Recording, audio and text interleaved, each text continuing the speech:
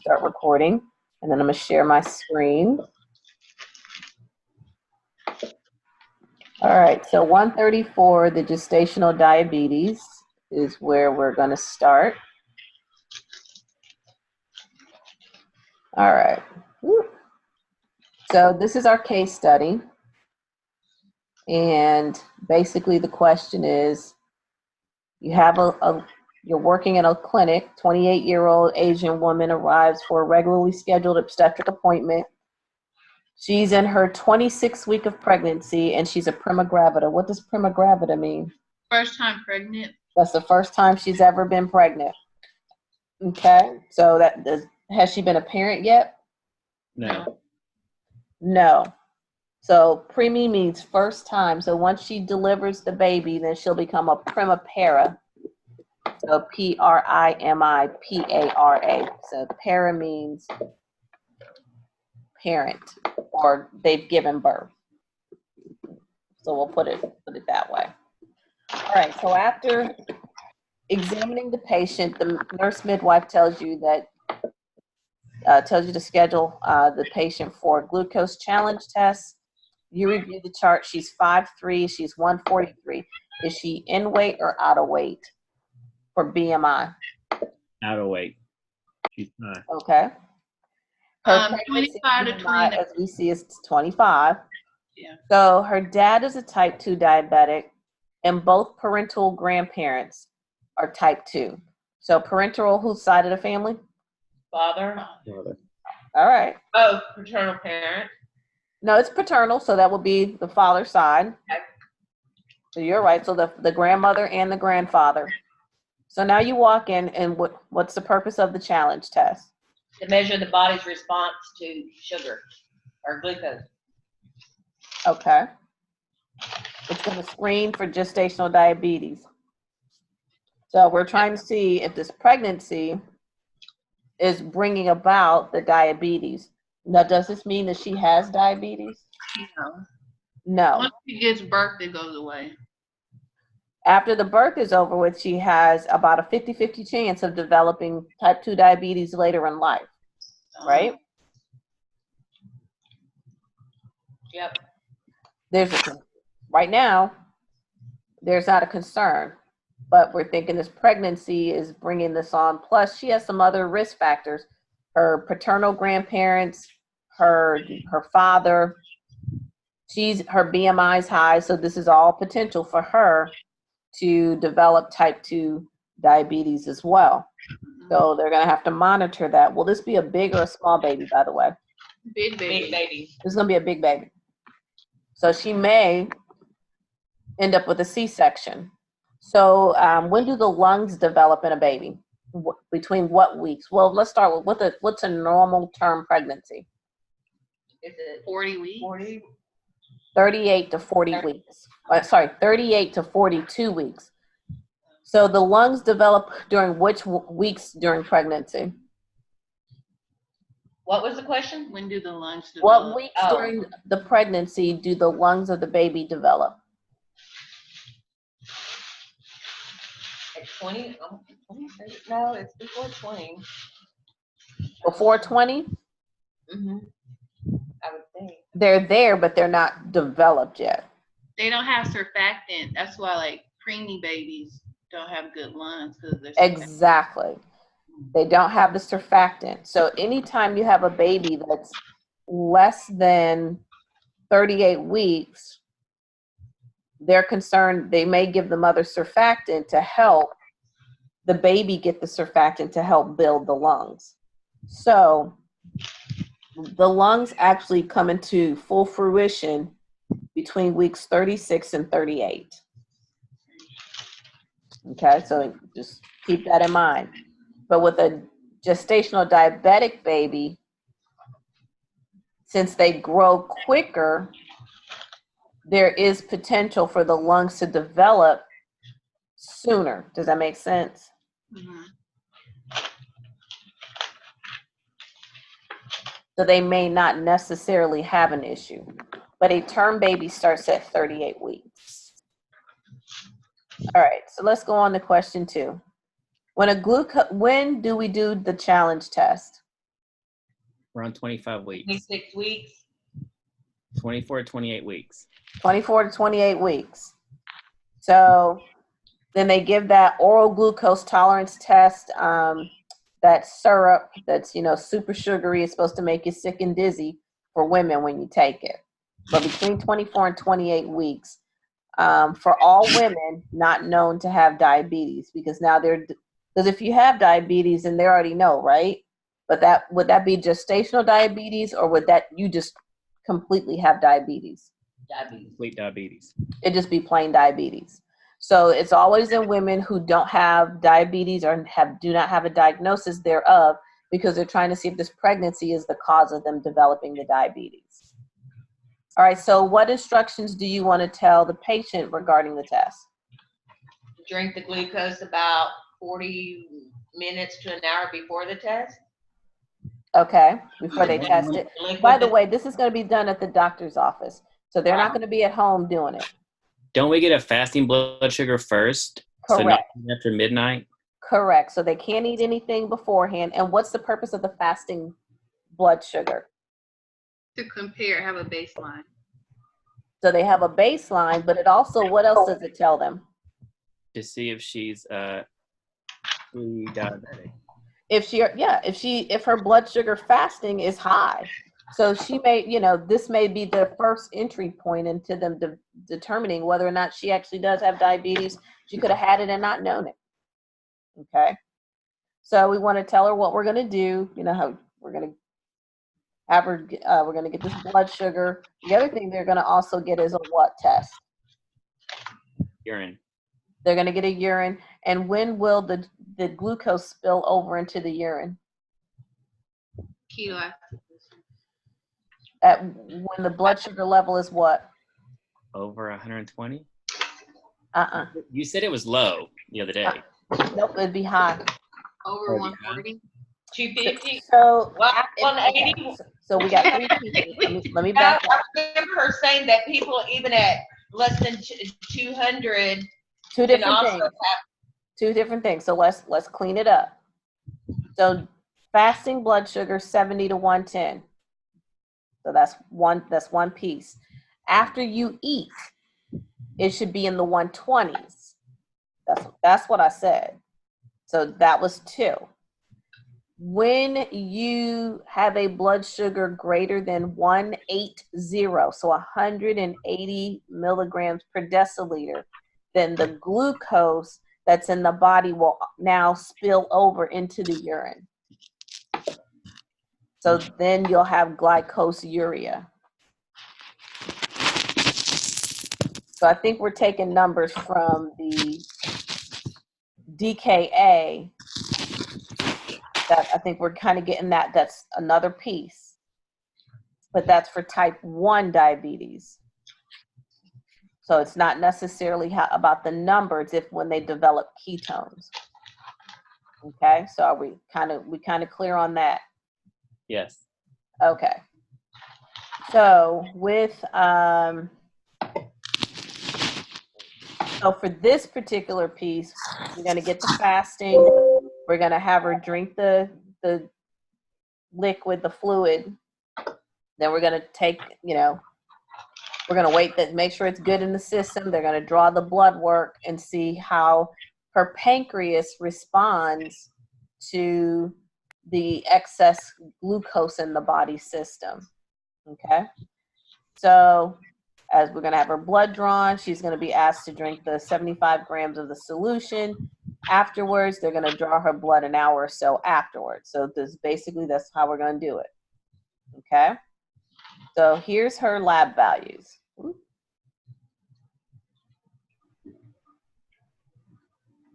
So she was good there. And then boom, she really hit it, didn't she? Uh-huh. And then she kind of stayed in that pocket. So here, she does have gestational diabetes. If the fasting glucose is abnormal, so they're saying less than or equal to 92, our book says 110. So if one or more of the intervals are abnormal, then this would give her the diagnosis of gestational diabetes. So she also has 2 other values that are out of range, which are the other 2, and that's at the 1 and 2 hour mark. Okay. So why is it diagnosed with gestational diabetes, and what is it? Because 2 or more values were abnormal. Okay. So it refers to the carbohydrates intolerance first recognized during pregnancy. Depending on the individual in the pregnancy, it can vary in severity and it can persist after pregnancy. These apply to women who have not been diagnosed prior or may have an undiagnosed type 2 before pregnancy, which is basically hadn't been diagnosed prior. So this puts her at risk to develop diabetes later in life. So since she is 5'1", 5'3", what was she? 5'3". 5'3", 143 pounds. So she needs to work on it. Is her BMI terrible? No, No. So what's normal BMI? below 25. So she's right at the cusp of it. Yeah.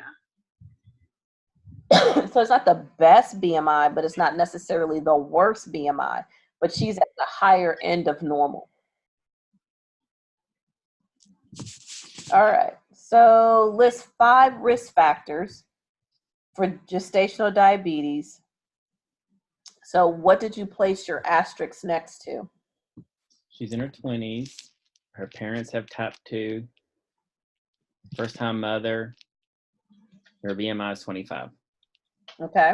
Anybody else? She's slightly, what all did he say? She's slightly, well, her BMI, Her parents, she's in her 20s, first 20s, pregnancy. And she's short and heavy. short, heavy. Yeah. Okay. So family history, personal history, obese, the glucose in her urine, because looking at the numbers that we've already talked about, she would have glucose in her urine. Ethnicity, so the higher prevalence for diabetes is Asian, Hispanics, African Americans, Mexican, Pacific Islanders, Native Americans. I think we named everybody. I don't think we left anybody out. Over 25, her glucose tolerance test. And these are some other ones. This may not necessarily apply to her because we don't have this particular history, but someone who used abortion as a form of birth control. If they've delivered a previous baby that was large, macrosomia, so large for gestational age in current pregnancy, because that's what the baby's going to be. He's going to have macrosomia. Any stillbirths or congenital anomalies in a previous infant, toxemias, polyhydramnios. And what is polyhydramnios? What is that? Oh, it's when the fluid is low in the sac.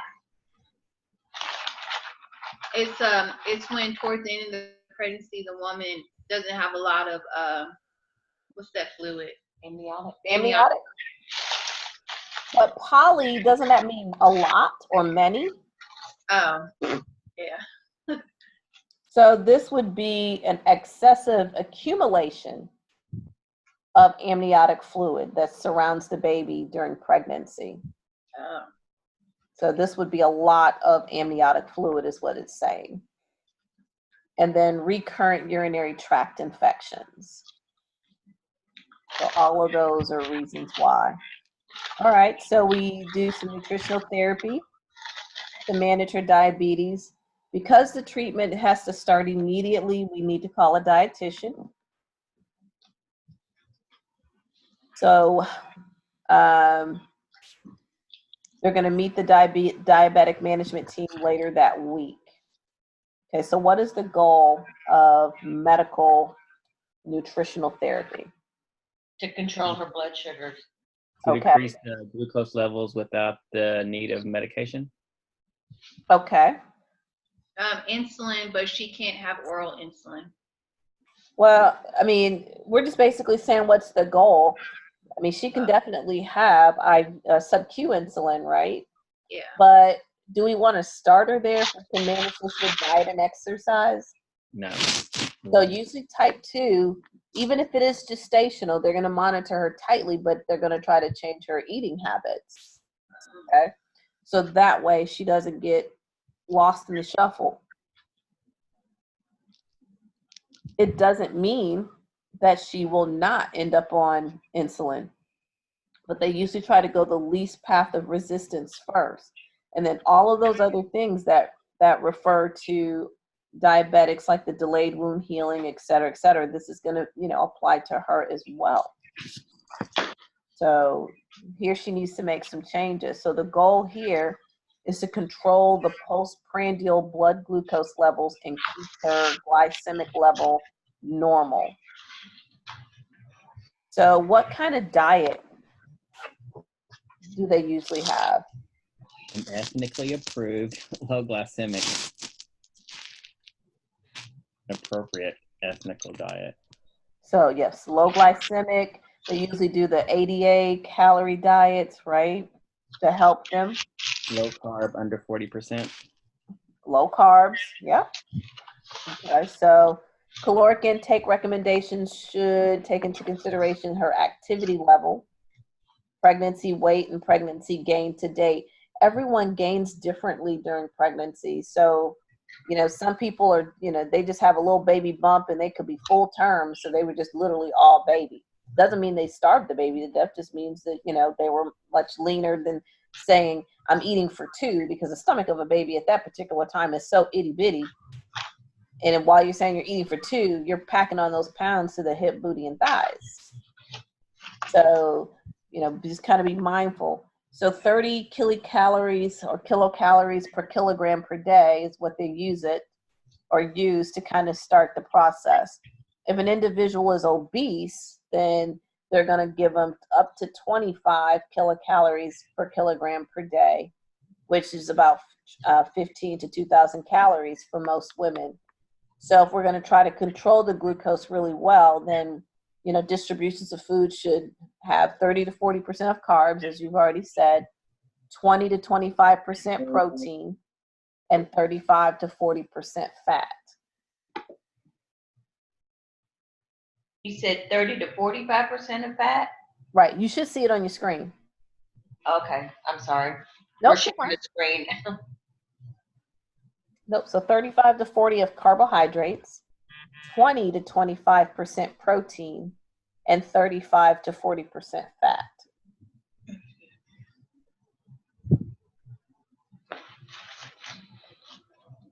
All right. So why is this medical nutritional therapy for a woman with gestational diabetes higher in fat and protein than for women who are not pregnant?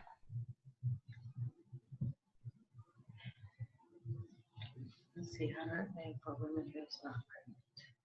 Because protein doesn't increase the glycemic index. So it wouldn't affect her diabetes. Sorry, I'm thinking out loud. That's fine. I didn't know, so I just put fetal development. Say that again. I said I didn't know the answer, so I just put fetal development. Okay. So It's not. fat Protein is synthesis. essential fatty acids needed for fetal brain development. And fat should be distributed as less than 33% from saturated, less than 33% from polyunsaturated, and the balance from monosaturated sources. So while we're talking about saturated, polyunsaturated, and then monosaturated, who wants to take a stab at saturated fats? They ain't good. They clog them arteries. Would that be your like your McDonald's and all of that? Fried food. Yeah. So the saturated fats have the glycerol and the fatty acids. So, what kind of sources would that be? So where would they primarily get saturated fats from in their diet? Animal. So animal sources, the dairy products like the butters and creams. Processed foods, with the processed foods? That would be more salt, but we're talking about like your chickens, your beefs, your eggs, your pork, your lamb. So, and then I'm adding in all of the other dairy stuff like your milk and cheese and your butters and creams. That would be what your saturated fats come from.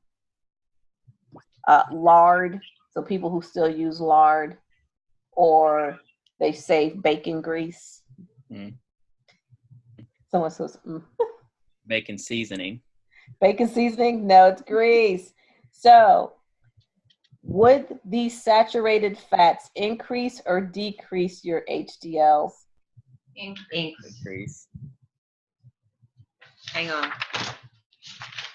No, they will decrease the HDLs and raise the LDLs.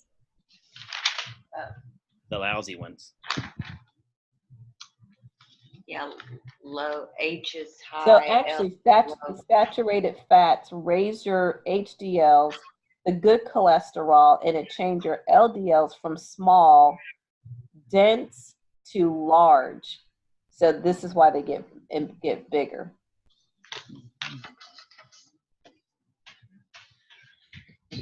And so some of the information that's out there now is saying that they don't harm the blood lipid profile like previously believed.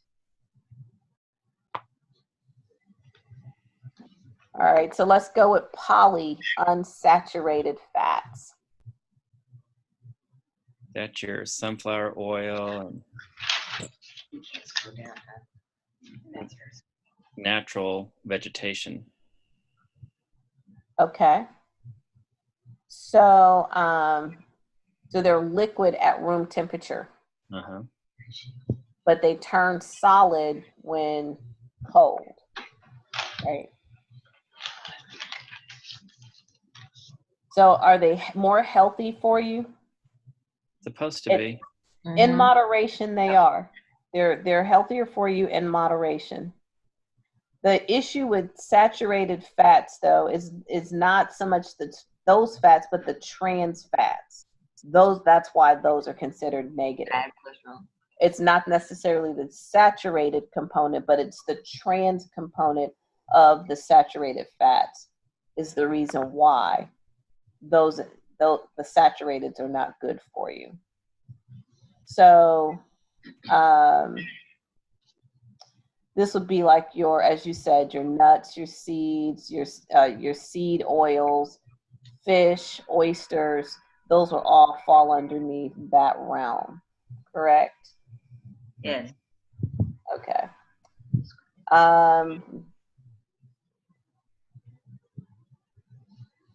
So there's kind of with the polyunsaturated foods, you have like a good source for your DHA and your EPA, and then you have a good source of your ALA, and then your good source of your omega-6s. So that's kind of like your almonds, your eggs, your butter, your bacons. Your DHA and EPA, your sardines, your sea bass, your salmon. So that's why when we talk about fish, that's the realm we're looking at for the polyunsaturated oils. So your vegetable oils. Let's go to the last one, which is our monounsaturated. And then we can move off of this.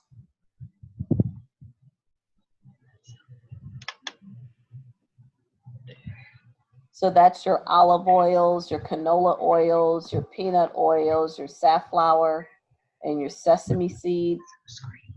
They're kind of high in monosaturated fats.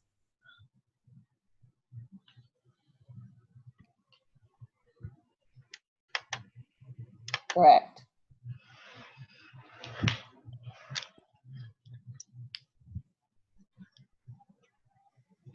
So if you had to choose between the three, which ones should you kind of have more in your diet? Monosaturated. and poly. Mono and the poly. The poly unsaturated, yeah. Those would be good ones. All right. Is the mono mean the how many bonds they're carrying? Yeah, they're looking at the bonds, and I didn't address that only because I just didn't want to get all chemical with it. Yeah. But it's about the bonds. All right, so then we want balance from those. Normal recommended for a woman is 0.8 grams. How many milligrams is that? 8,000. 800. 800. It's 800. So 800 milligrams per kilogram of body weight per day. So that's the recommended allotment for women. During pregnancy, an additional 10 grams of protein is required for adequate fetal growth and support to support the metabolic changes in the mother. So for adults, when they get sick, does their glucose level go up or down? Down. Down. Their blood sugars, when they go down, or do they go down or up? Actually, they go up. Oh. When adults are sick, if they're stressed, your blood sugar level increases. For pediatric patients, what would you think that blood sugar level would do? Would it do the same or the opposite?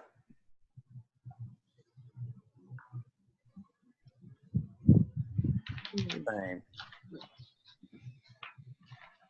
I mean, I'd say decrease, but I wouldn't understand why, I guess, the rationale.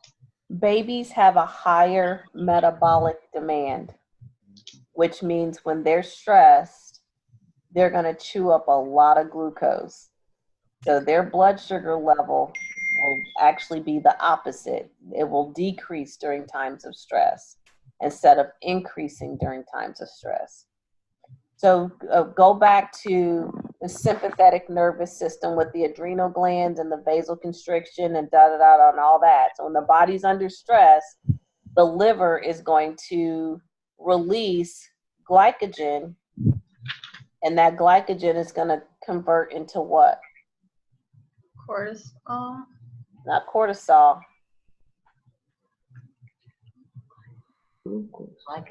Glucose. So when you eat, this is why you have to have certain carbs, because when you eat carbs, they're stored in the liver. The glucose that's produced, it's stored in the liver as glycogen.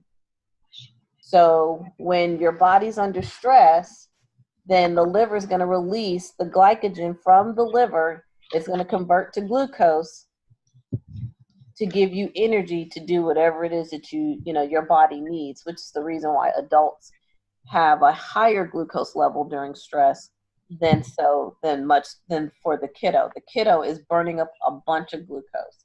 So they are at risk for hypoglycemia, where adults would have hyperglycemia. It doesn't mean they're going to be diabetic, but just basically means their blood sugar level is going to be elevated. So when you get into clinical, it's not going to be uncommon for an admitted patient to be on a sliding scale or getting finger stick glucoses done, AC and HS, because of the fact that they're making sure that the stress of the hospitalization and whatever it is that they're going through isn't amping up their blood sugar, because if it does, then it means what's going to happen to the healing. Slow down. It's going to slow down and they're going to be there longer.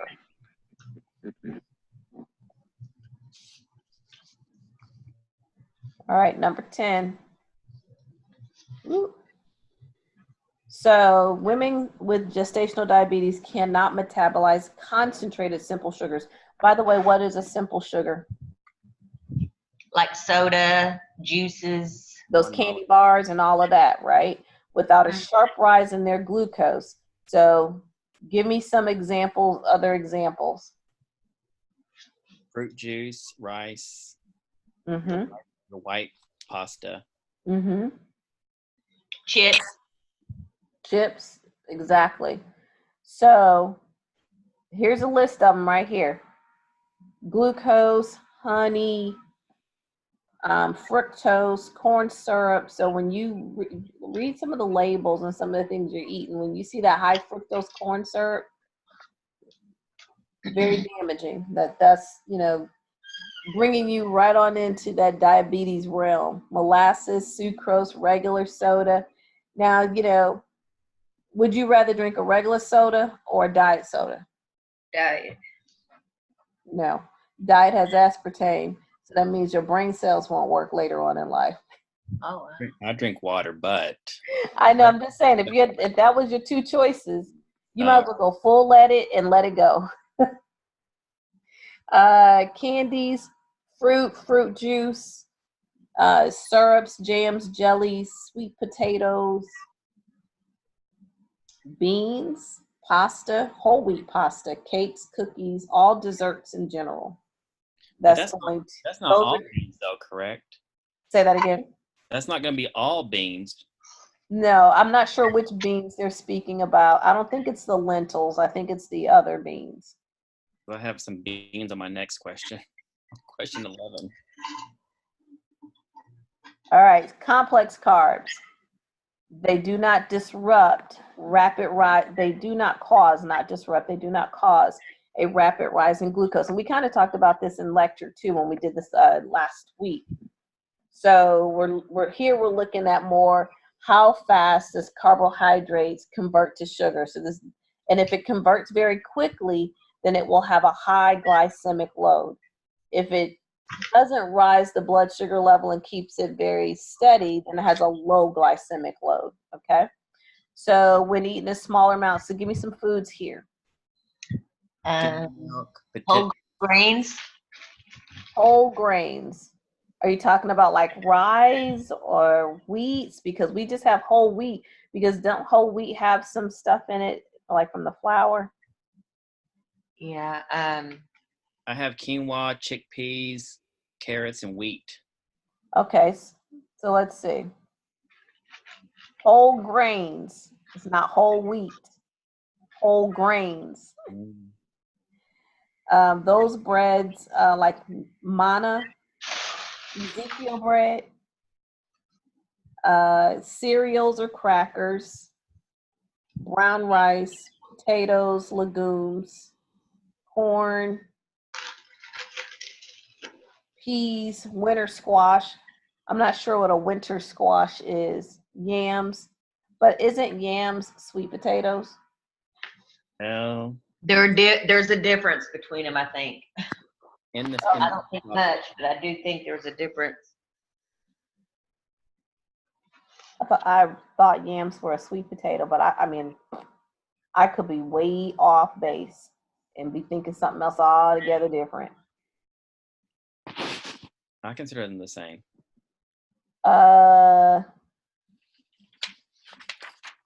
It's either that or it's the same thing that people use two different terms to describe them.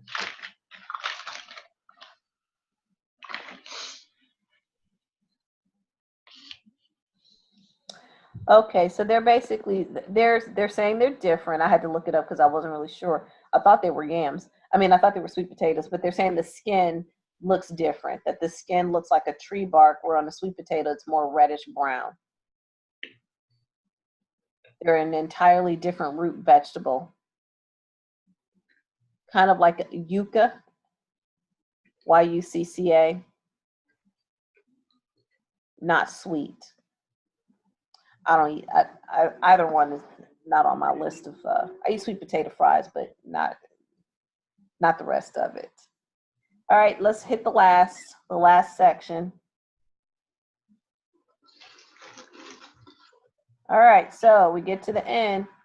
So during the meeting, she gives you a diet history that is high in noodles and rice with little protein. She informs the dietitian she is lactose intolerant but can have dairy products occasionally in small portions. Oops. So it's important that she takes calcium supplement along with her prenatal vitamins. Why? I said it's not, as long as she's eating some broccoli and Eating vegetables? tofu.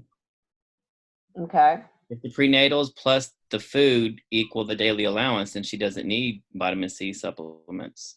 Well, remember now her glucose is a wreck. So we got to, balance the whole process. Mm. But more specifically, what is she needing out of the vitamins?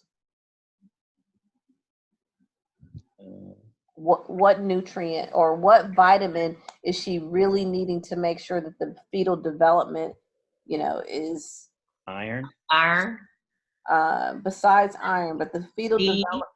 D, I'm sorry, go ahead. vitamin D. Not necessarily D. That's for more. That would be more for the mother. Other, But Rebecca said folic acid. the folic acid, so that's the one that prevents the neural tube disorders like spina bifida. So that's what they're looking for in those prenatal vitamins. So let's see, is it important to take these calcium supplements? It's necessary so that to calcify fetal bones and teeth later on. So she needs about 1,000 milligrams a day of dietary calcium. And being pregnant doesn't necessarily increase the need, but they're going to evaluate her diet. And if it provides less than 1,000, then they're going to go ahead and have her take it. Okay. So she's instructed to monitor her fasting glucose first thing in the morning and 2 hours after every meal. Why? To determine her fasting blood sugar and then her 2-hour blood sugar. What are we really checking? See if the medication and the diet's working. The glucose levels.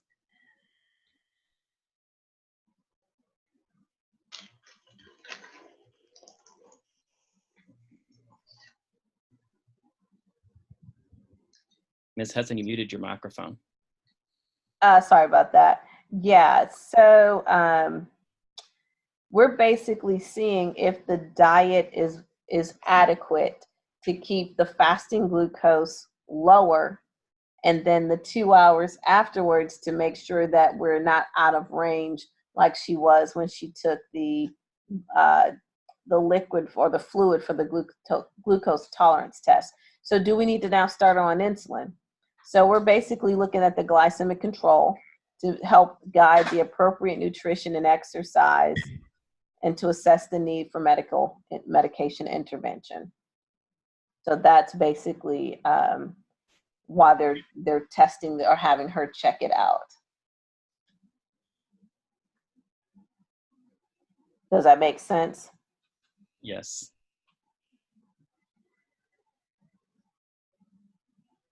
Okay. Anyone else have any questions about that?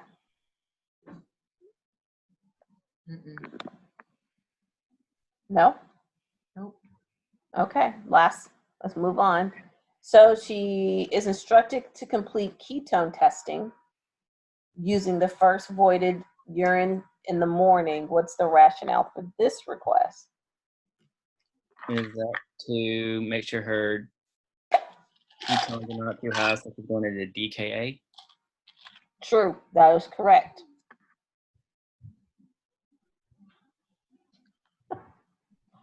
That is correct. So, and if she is now have the presence of ketones, what's actually happening in her diet? Isn't she urinating protein and sugar? Basically she's not eating at night. Oh. So the body's now using, instead of using the carbs, they're using fats and fatty acids, right? Mm-hmm. So she's not getting her bedtime snack. She may need some insulin. We don't know. And sometimes there's an increased tendency to catabolize fat and spare amino acids and glucose for the developing fetus. So there's evidence that elevated ketone levels might decrease psychomotor skills and produce low IQ scores in the fetus once it's born.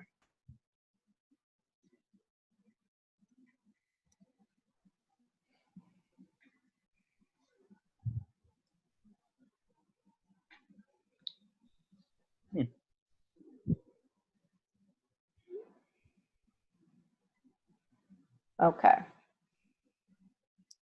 So she's asking you now, is this going to hurt her baby? What do you tell her? That she could have a large baby, Okay. larger than And normal. what else can happen after that? She could remain a diabetic. Okay.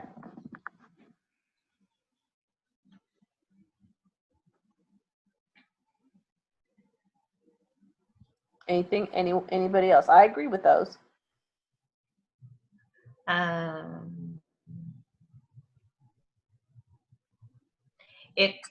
Would it put the baby at risk for also developing diabetes? I won't say the baby, but the baby may have hypoglycemia. So just think about it for a second. Or 10 lunar months, this baby, or whenever it develops. When does gestational diabetes come about? Would it not be between the 24 and the 28 weeks? Yes. Okay. So it's not quite 10 lunar months, but it's close to 6. That they've been living in this environment of high glucose. Now you're born, or the baby's born, and now that glucose source is not available.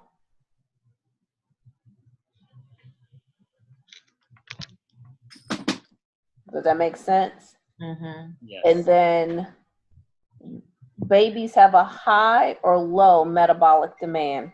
High metabolic demand. So the stress from the delivery, the stress from not having what they're accustomed to is going to cause their glucose level to drop further. So they may have some rounds of where they are not, their glucose level is low, or that they're hypoglycemic.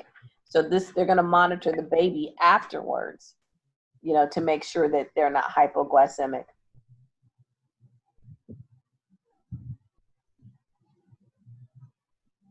Does that make sense? Mm-hmm. Yes. So here's the long answer to the question. So when the women's blood glucose levels are controlled through diet and exercise, they're at a low risk for fetal complications.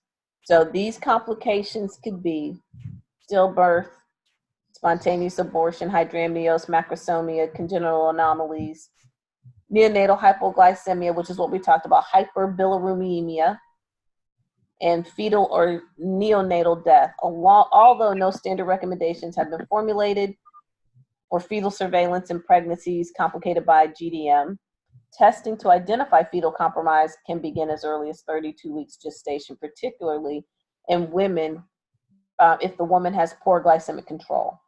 So this surveillance testing also includes kick counts, ultrasonography for fetal growth, and amniotic fluid volume, biophysical profile, non-stress tests, contraction stress tests, or amniocentesis for fetal lung maturity.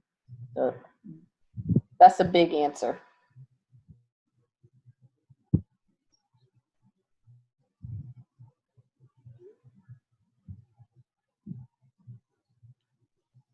So at the conclusion of the visit, you need to reevaluate your teaching. Which statement made by the patient indicates that clarification is necessary? C. Okay. I need to stop exercising because I need more carbohydrates. So the answer is C.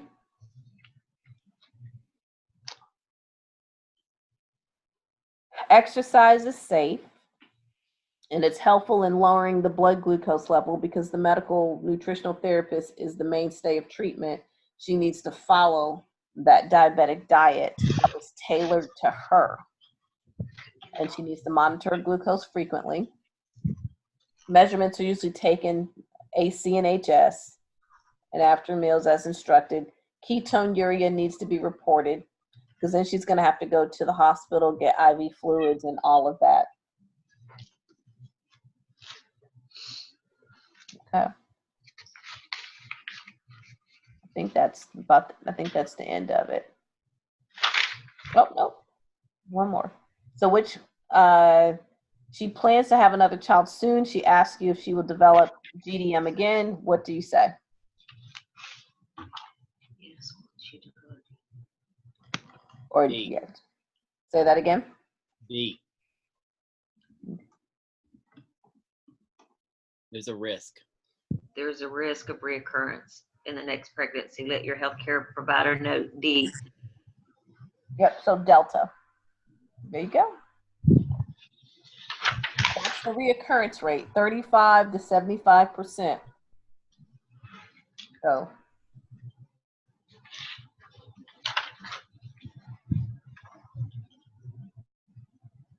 that'd be it.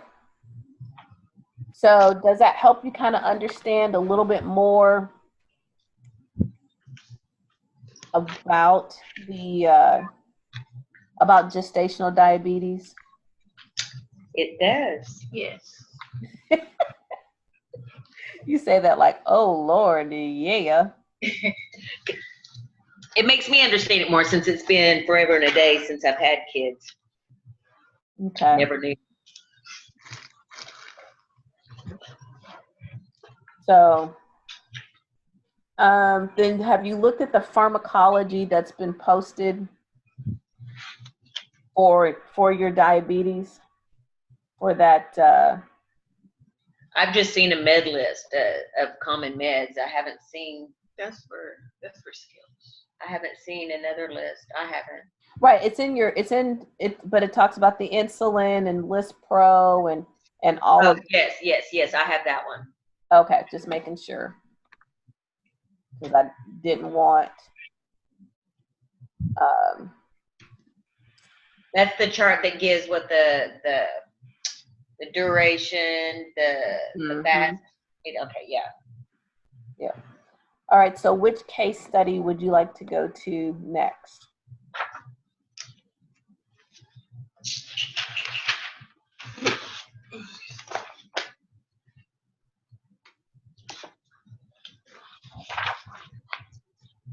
You do PUD. PUD. What number is that one again?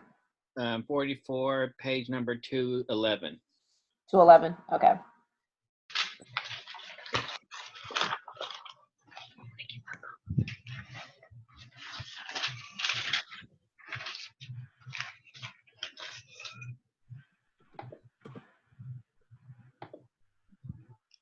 All right. Let me share my screen. Okay.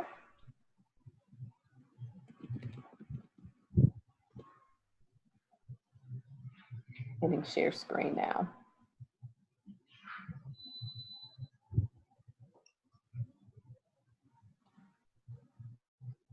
So do you see the new case study? Yes. All right, so we have a 56-year-old general contractor admitted to the telemetry unit directly from his internist's office with a diagnosis of chest pain. On report, you are informed that he has an intermittent 2-month history of chest tightness with substernal burning that radiates through the mid-back off and on in a stabbing fashion. Symptoms occur after a large meal with heavy lifting at the construction site and in the middle of the night when he awakens from sleep with coughing, shortness of breath, and a foul, bitter taste in his mouth. Recently, he has developed nausea without emesis that is worse in the morning or after skipping meals. He reports having heartburn 3 to 4 times a day. When this happens, he takes a couple of Rolaids or Tums He keeps the bottle at home, at the office, and in his truck. That's a lot of antacids, is it not? Mm-hmm. It's too Like, much. holy cow, you got it. You got everything covered.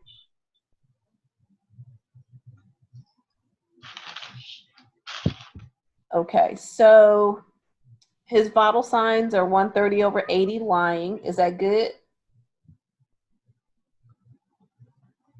No, orthopenia. Or Is the 130 lying down good? No. Yes. So actually, no.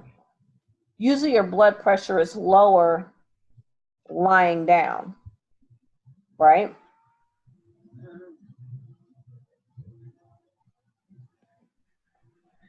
But even if it wasn't, regardless of his situation, now this could be pain driven, so we'll see. What's normal for American Heart Association? 120/80. 120/80? Uh-huh. Do you all agree? Yes, I trust Lisa. I don't trust myself. Say that again. I don't trust myself either. Okay.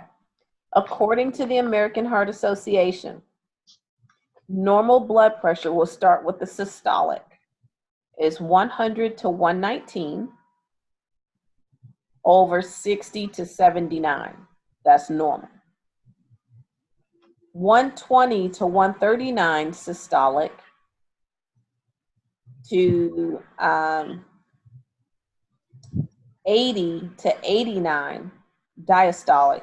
That's considered pre-hypertension. And anything over 140 over 90 is hypertension.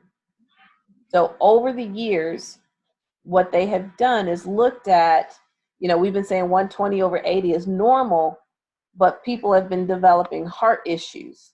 And so they realized that this is actually too high to be, it's pre-hypertension. So how it affects the heart's still working harder. So they looked at areas of, blood pressure ranges for which the heart failure did not occur. That would be between the 100 and the 119 range. So no longer the 120/80. Okay. All right. So heart rate's 100. Is that good? Yes. 60 to 100 is normal, but it's on the higher end of normal. All right. So now we're lying down. We stand up, and the blood pressure drops 10 points. Is that good? No. Nah, I'm a little worried about that. All right. Respirations are 20. Temps normal. SpO2 is 92 on room air. They do a 12 lead. We're just going to tell you that he has normal sinus rhythm, some premature contractions. So we'll see what this is all about. All right. So what are the causes of the chest pain, or common causes of chest pain?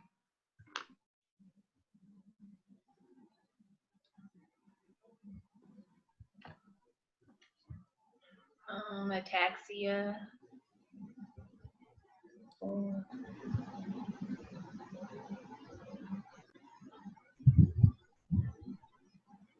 So did you guys do this case study? Some of it.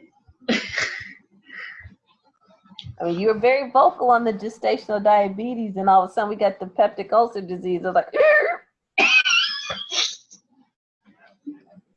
Brandy. it's like we got quiet. It's like, what? Peptic ulcer? Oh, whoa, hold on. Let's see.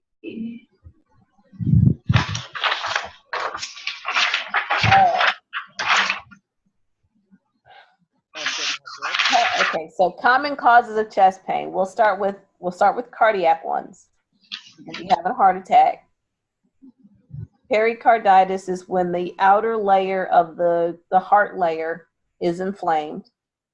Hypertrophic cardiomyopathy. What is cardiomyopathy? muscle pain. Heart muscles.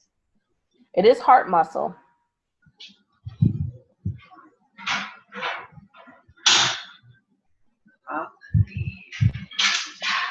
But this is, it's heart muscle disease.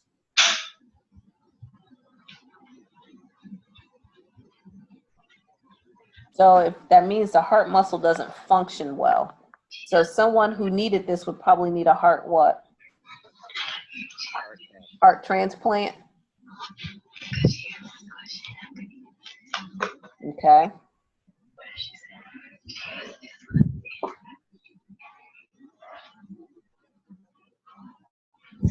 But we're just basically talking about reasons for chest pain.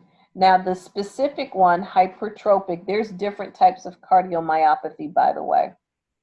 But this hypertrophic one will come about due to diabetes or thyroid disease. So is that not what we've been talking about? Metabolism and endocrine already. But this is the reason why.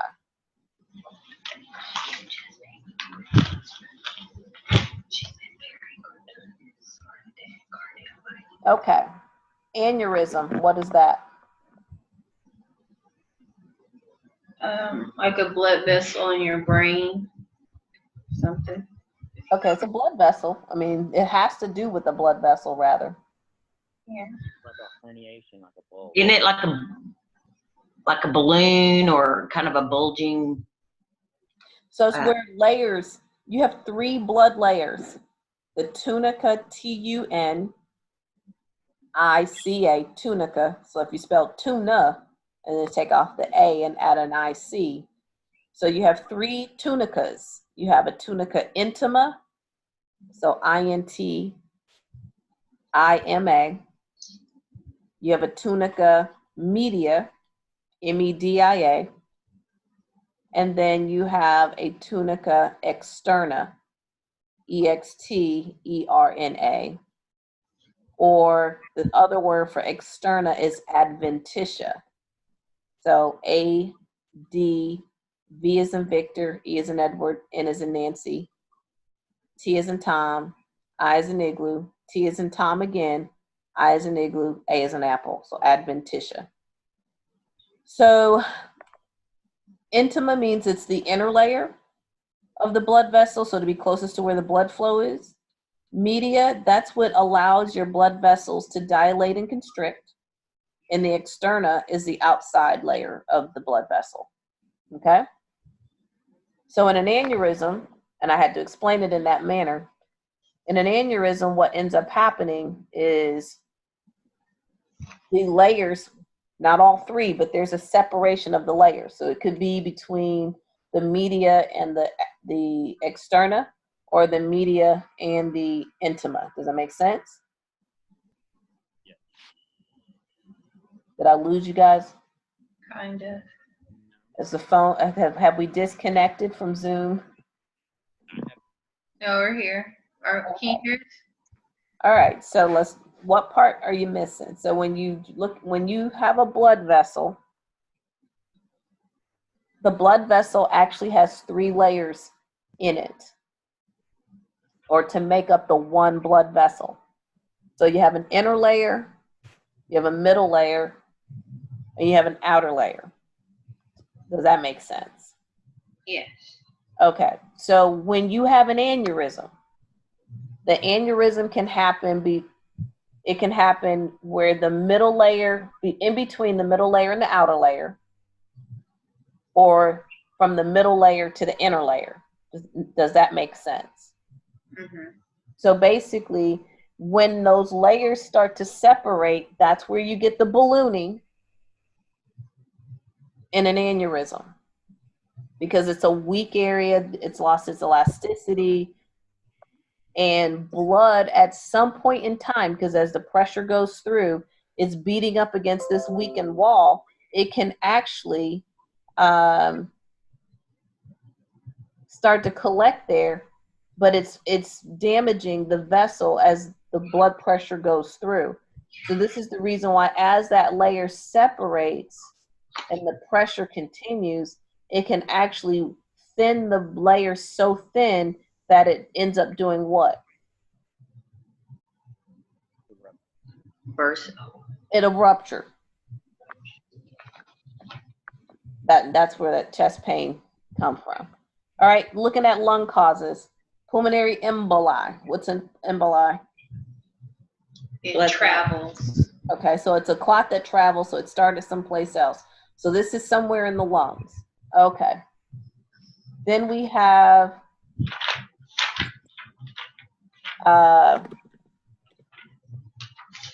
pleurisy, which is, get the fluid buildup in the pleural layers. Pneumonia, which is a widespread infection of the lungs. An asthma attack can bring on chest pain. Then air in the chest cavity, which is a pneumothorax. So these are just all causes of chest pain. So this is kind of letting you know here that anytime someone complains of chest pain, it is not a heart attack every single time. So all these things we're talking about are causes of just plain chest pain. All right, GI related. The esophagus is inflamed, so esophagitis. Peptic ulcer disease, which is what we're going to talk about here in a minute. Biliary colic. So here we're looking at gallbladder disease, irritable bowel syndrome, reflux esophagitis, esophageal spasms. From a musculoskeletal, costochondritis. That's at the back where the kidneys are. I'm thinking costovertebral. Never mind. Wrong thing. I'm thinking something else. Muscle strain, osteoarthritis, and then without due cause or not to explain, but fibromyalgia. So all of those would be reasons why you would have that. So with costochondritis, this is inflammation of the cartilage that connects a rib to the breastbone.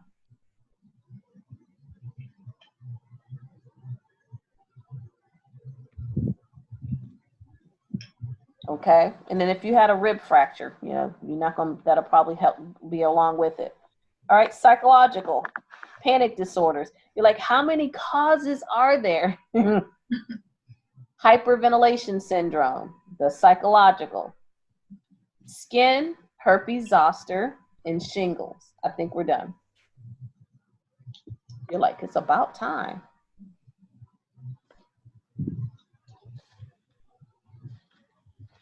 So we have a lot of different causes for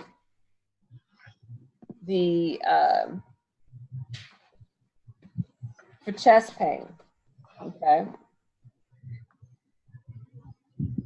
What mnemonic can help you better evaluate the patient's pain? I had to Google it. Cold era. I can barely hear you. I had to Google it. It's cold era. Code era? There's another one that, I had to Google it too, that's OPQRST. Well, that's when you're assessing pain. Oh, okay. But we're okay. But I can't, there's nothing wrong with that. Someone said Socrates. Okay. The ABC. Isn't there another one that's ABC? Well, I guess that's assessing pain too. ABCDE. Well, ABC is like airway, breathing, circulation, disability, exposed to patient, environmental. That's what that one would be. So, that's what you were talking about, cold era. So characteristics, onset, location, duration, exacerbation, radiation, relief, and associated signs and symptoms. That's the one they would prefer. So cold era. What other history do you think you need? Family history. Okay, family history. How about a nutritional history? Yeah. Okay. Medical history. So past medical history, family history of any heart disease, substance abuse, any eating disorders. Has he ever been evaluated for chest pain prior? And if so, what medications he may be on? specifically non-steroidal prednisone. We know he's on antacids, but this will just be in general. Dietary habits. Does he eat late at night? Does he skip meals? Sleeping patterns. Does he, have sleep apnea, loud snoring, need a lot of pillows, sleeping in a recliner? So at that point, most people are trying to sleep upward to keep their airway open and to facilitate breathing. Any choking episodes or trouble swallowing? Cigarettes or tobacco use? Alcohol use? Any recent weight gain? Dental history, so tooth enamel erosion. Why would that be important? Big heart. Speak up, babe. For your heart. Something about your. Yeah, to be for your heart. It's like you've kind of gone distance. I can sort of hear you, but I can't. So I'm not sure if your mouth isn't in the microphone, but that's fine. All right. Next page. So usually the chest pain is relieved by antacids, but this time that didn't work. So they give him a GI cocktail consisting of Mylanta, viscous lidocaine, and at the doctor's office to briefly help decrease the symptoms. If you've worked in the hospital or your specific MD's office, those were the green and pink ladies that they used to give patients for upper gastric pain. All right, what tests can we do to figure out what's going on?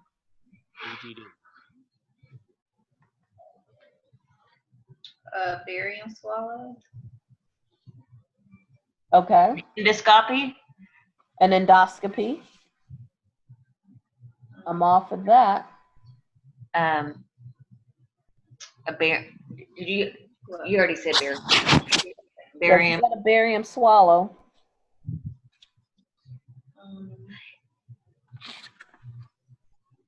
There's some, I can't remember in our reading it, like it's some form of a pH test. So they used to do. I forgot what it's called. It was some form of. Okay, so hemoglobin, see if they're bleeding, pH, 24-hour gastric monitoring, and then an X-ray for hiatal hernia. There's a breathing. The breath test. The breath test. That's the word I was trying to think of. Thank you. I was like, something breathing. But yes, they can do a breath test. It's a urea breath test. And that's to see if it's from H. pylori. Is the urea what makes the breath smell sour? Is that what? Because the stomach is empty. Right. So it basically breaks it into. So the patient, you take this urea tablet. So once you take the tablet, if they have H. pylori, then it will break down the urea into ammonia and into CO2. So the breath sample is going to measure the CO2 levels. So that's how that particular test operates. All right, so let's do a little not really backtracking, but we're basically going to, what is PUD? It's peptic ulcer disease. So hydrochloric acid and pepsin is usually our issues. We get the ulcer formation in what portion of the GI tract? The small intestine. I didn't hear you. The small intestine. What part of the GI tract? Duodenum. Oh, the duodenum, or so duodenum or duodenum, and then in the stomach. So it's the upper GI tract. So we either have a gastric PUD or a duodenal PUD or a lower esophageal PUD. So those are three areas. And here the gastric acid and the pepsin, they end up breaking down the protective layer of the stomach. So the hydrochloric acid that's in the stomach is increased. We've lost the stomach defenses because it's that protective layer is gone, and then erosion starts to happen.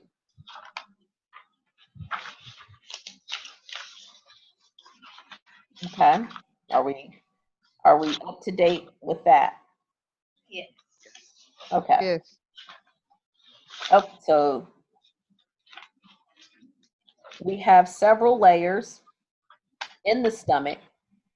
The inner layer, or the mucosa layer, that's the layer that releases it releases a fluid or mucus that's high or rich in bicarbonate, and bicarbonate protects the lining from the acid. So that's the protective layer. And that particular mucosa has gastric pits. So in those pits, we have 3 different types of cells that exist there. We have the parietal cells, the chief cells, and the G cells, like in go.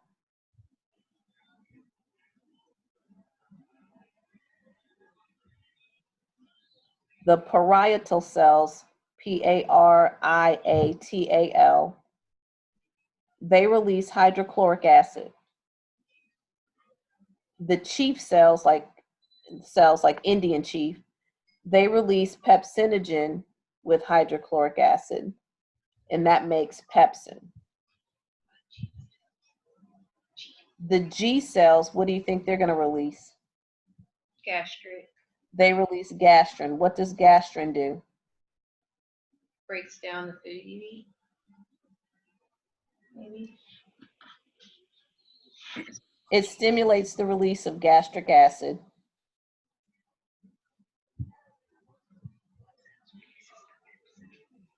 So that's what gastrin does. Okay. So the other layer, so we have the mucosa layer, and then we have the submucosa layer. So this is going to be like the outer layer. And that layer, it's 3 layers of muscles that's used to help facilitate peristalsis. What's peristalsis? The movement. In your stomach. So it's the movement. So it helps to push the food further down. The last stomach layer is the serosa, so Serosa, and that's the outer layer that connects to the organ. So if you have peptic ulcer disease, some causes could be the fact that you're short-statured, smoker,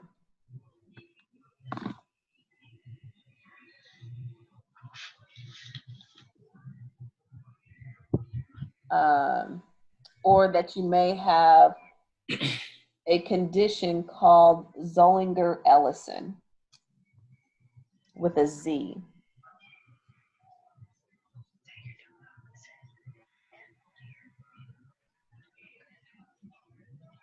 So Zollinger, Ellison, Ellison. So you could have Zollinger-Ellison syndrome.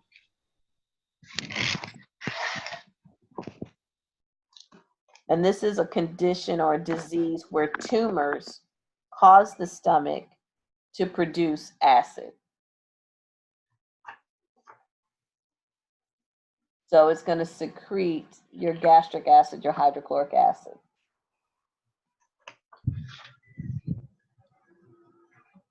So once the stomach has an ulcer, what happens after it heals?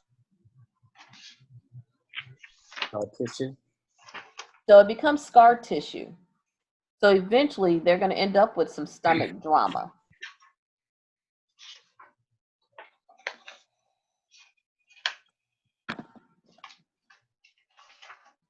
Okay. Can y'all hear me better now or no? Yes, I Yes. can hear you better. Okay. Ooh, I was like, well, I don't know what's going on. Welcome back. Oh, my microphone is on. He's like, I never left.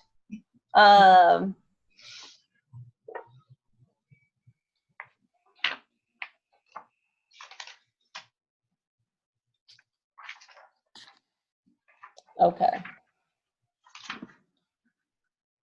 So now that you're back, I can hear you much clearer. So are we all on the same page right now? Yes. Yes.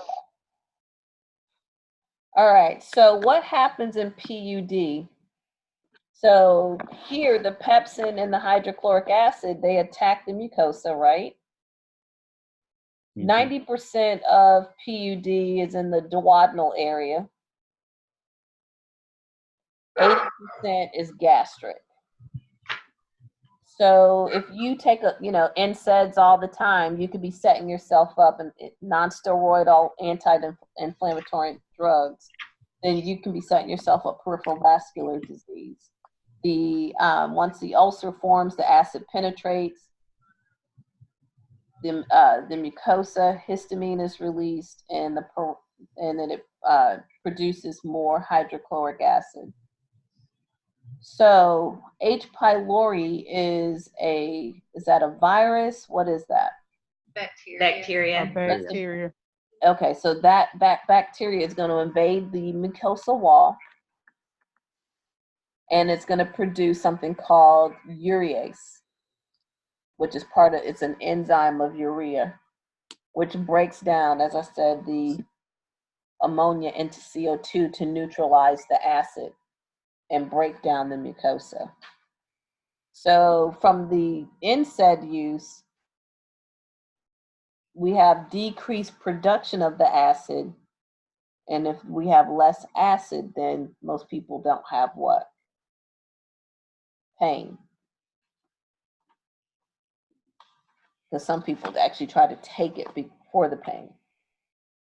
So you have gastric and duodenal ulcers. Do they present the same? No. No, they don't. So with gastric ulcers, you usually have epigastric pain within 1 to 2 hours after eating a meal. What kind of pain is that? Annoying pain. It's Dull, gnawing pain. It's a dull, gnawing pain. They have weight loss. Diarrhea. They could vomiting than diarrhea because it's upper. Oh, okay. Because if it had diarrhea, that would come out the backside, and that blood, if it was bloody or anything like that, it'd be brown, right? Yeah, I just had all my signs and symptoms together and didn't kind of separate. Okay. So they So yeah, gastric. They can have severe vomiting. It could be bloody or coffee ground or bright red. So that's just gastric. On the duodenal side, you start having problems 3 to 4 hours after meals. You kind of wake up in the middle of the night with pain. The pain's more gnawing compared to dull. Weight's usually normal, but here they would have the dark tarry stools. So that's the difference between gastric and duodenal. Gastric would be in the stomach. Duodenal would be in the small intestines. Okay? All right. So let's look at some tests. What kind of tests do you think would be done? Professor Hudson, Yes. with the bright red blood in the stomach, you said which one is that? Gastric. Thank you. So gastric has the severe vomiting. It could be bloody, it could be coffee ground, or it could be bright red. Duodenal usually has the dark tarry stools.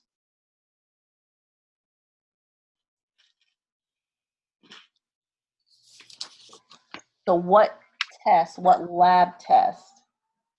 What number are we on? 4. We're right there. What I did is I kind of went back and gave the backstory to peptic ulcer disease.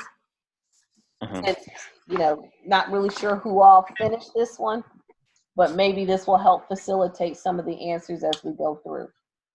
So you can do an EGD. You can do an EGD. And what is an EGD? Esophageal gastro. Duodenoscopy? Yes. What about an occult blood? That would be, you can test and see, do a stool guaiac. Actually, what's occult blood? What's occult and frank blood? I guess they're testing for the blood in the feces to see if there's internal bleed. Okay, so if it's an occult blood, OCCULT, what they are actually doing is a stool for guaiac, because that is blood that is hidden but present. Frank blood is present. You see it immediately. Does that make sense? Mm-hmm. Okay. So when you say occult, you're basically doing a guaiac stool, Oh, okay. because what you're looking for is blood that's present in the stool or the vomit, but it's not seen by the naked eye. Okay. So you could do the H. pylori with either a blood or a stool test. You can get a CT scan. You can do a endoscopy or an upper GI series where they have to drink that barium. And we talked about that earlier. And then the esophageal gastroduodenoscopy. So let's see, what else did we miss? So you can do an H&H too, or CBC. The urea blood test. The breath test. And now why are we doing some of these other tests that's listed here? Like the cardiac enzymes and the troponin I. We're doing it to rule out if it's cardiac in nature. The EKG, the stress test, the cardiac cath if it's needed. So all of these other tests they may do to rule out, pulmonary or gastroenterological causes. So like an abdominal ultrasound. But here we have the breath test for the H. pylori, the blood test for H. pylori, which we've already talked about these anyway. And you said the CBC would be That's to see if for there's infection and related to the H. The CBC is related to blood loss, because the thing you're going to be looking at there, well, it's going to be two things. You're going to be looking at the white count, because if they have an infection, then the white count would be greater than what? What's normal white cell count? I forgot. 8. So normal is 5 to 10,000. So you want to remember that. Normal is 5 to 10,000. So if it's over 10,000, so if we're at 12,000, 18,000, that infection is well developed. Now, if it's, 26,000, somebody missed the boat. So either the patient didn't get seen quickly, or the physician was dilly-dallying around and didn't treat the patient appropriately. So you have a couple of scenarios that could happen there. But So just go ahead. Just for my general knowledge, because I've taken some of these tests on Lippincott where it says which test would you do first. For this one, would you do the cardiac test first to rule out heart and then work on the others? So if you're straight legit thinking that this is, he doesn't have any heart history, I'm going to answer your question, but let me back up a second. If this is a guy and his dad had a heart attack at 40 and he's 30 something and he came in, then I would probably be doing the cardiac stuff. If he said that he used some illicit drugs, then I would do the cardiac stuff to see if there's heart damage versus epigastric pain. Okay. If he's telling me that he's gotten some relief with the Mylanta, but this time it didn't work, okay, I would probably try to run some of these cardiac tests just to rule it out.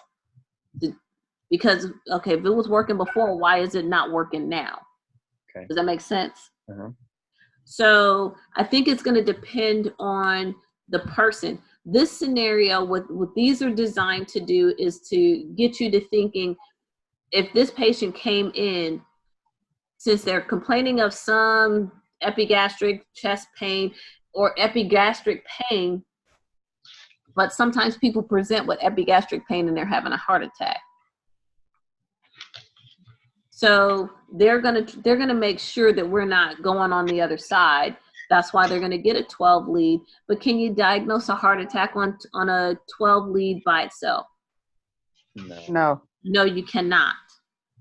So this is why the enzymes would be appropriate, the cardiac enzymes.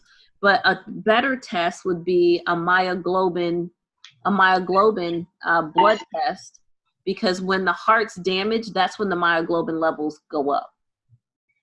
So that's the sure, fast way to tell if this is actually heart damage or not. Okay? But if you're talking about peptic ulcer, and this is just strictly peptic ulcer, and we don't need to rule out anything else, then we would be going with some of the other, the other tests, the stool guaiac, the EGD. That would be the avenue that we would take it. The endoscopy, the upper GI series with the barium, the CT scan. So that would be our direction at that particular time.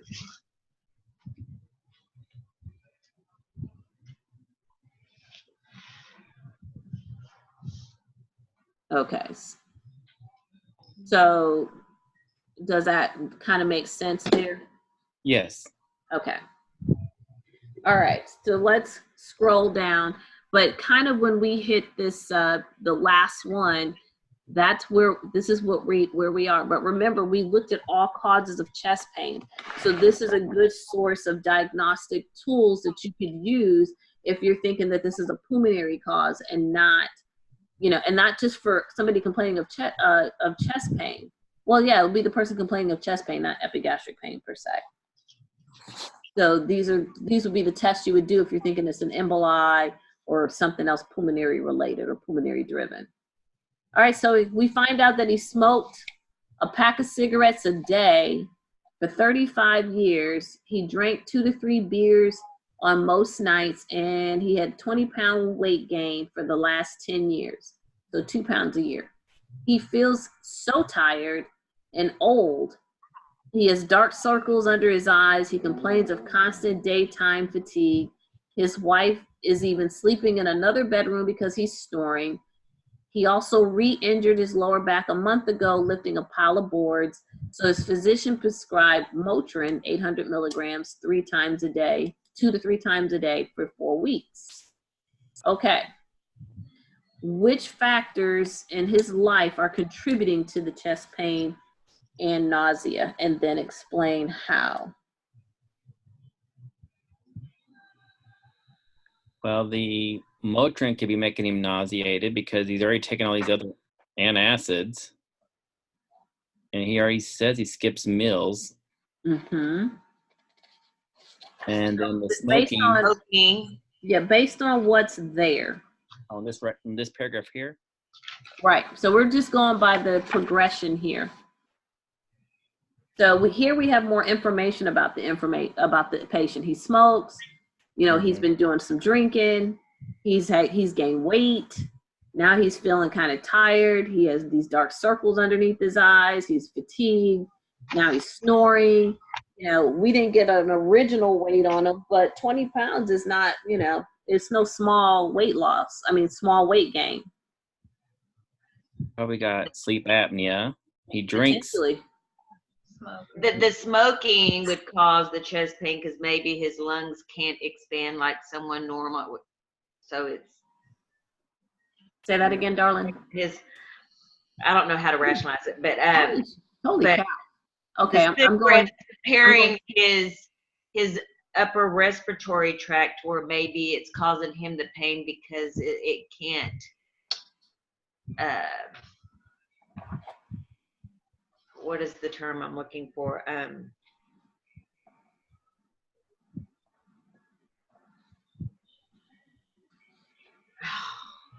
What it calls vasoconstriction. Constriction. The lungs can't expand like a normal person, so he's got limited. So you're talking about bronchoconstriction? But the smoking, that's what's causing his chest pain. Okay.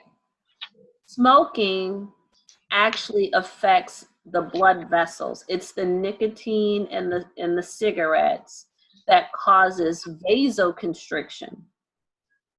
So so that causes the lungs not to be But able that's to. in the blood vessel. But when folks smoke, it affects the villi, or not the villi, the cilia. It affects the cilia and the lungs. So that's the cilia is used to move mucus up and forward, correct? Yes. So in those individuals, that's why they develop that smoker's cough, because instead of the cilia being able to move it, they forcefully have to force it up. So that, I mean, this isn't really helping his cause, but if you narrow the blood vessels, then that means the blood flow to that area is compromised as well. Poor perfusion. Okay. So that would be the component there. So let's look at it. All right, smoking increases the gastric acidity. Alcohol irritates the gastric mucosa. And the empty calories replace healthy foods. Obesity slows gastric emptying. Increases the risk of sleep apnea, which Mr. Flores already said. Represents poor dietary and exercise habits. The aspirin, all of those, the NSAIDs, they block prostaglandins, which decrease the production of the protective mucosal layer. So that's why I kind of went back and talked about that protective layer, the inner layer, the mucus that releases the bicarbonate to protect the lining from acids, that has the pits in it. So this is why I talked about that. So the hydrochloric acid is produced by proton pumps. So if you were going to fix something that's caused by a proton pump, what would you give it? An anti-proton pump. It would be a proton pump inhibitor. Okay. And those are medications, PPIs, proton pump inhibitors. And you see that a lot in GERD. Oh, omeprazole. Omeprazole. So now we know why we give them the omeprazole, and that's because we're trying to decrease the hydrochloric acid that's produced by the proton pumps. Okay. So since the hydrochloric acid is produced by the proton pumps and has a caustic pH of 2, the cells that line the esophagus don't produce the protective layer buffer. So this is why the person ends up with esophagitis. So if they have that reflux, or if it's in the lower esophageal sphincter area, which is right at the entering into the stomach, then you're gonna have that layer is being exposed and irritated by the acids. So now this puts them at risk for injury when the gastric acid reflux is on it. Sleep apnea happens when the soft tissue of the oral pharynx blocks the airway. So now the person pauses in their breathing, and now hypoxia develops. The snoring sound is the body's effort to pull the oxygen quickly into the lungs. So when they inhale forcefully, it pushes open the blocked soft tissue, producing the snoring sound. The esophageal tube is right next to the trachea. Is it next to the trachea, or they are back to back? Back to back. They are back to back. The trachea is in the front and the esophagus is in the back. And they both share the same soft tissue layer or smooth muscle layer. So the back of the trachea is smooth muscle, but we already know the esophagus is all smooth muscle. So the front of the esophagus is actually the back of the trachea. That's why when you swallow something that doesn't quite go down, you feel like it's in your throat. Is it the epiglottis that covers the? The epiglottis is what covers that's the determining factor of when you inhale, it covers the esophagus is closed. When you chew, that opens and the trachea is closed. Does that make sense? So it doesn't allow for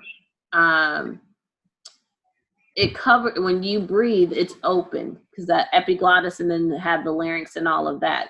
So you're basically now, it's only a one-way chute. It doesn't cover both sides, but it prevents it from going over to the other side. It's like what am I trying to say?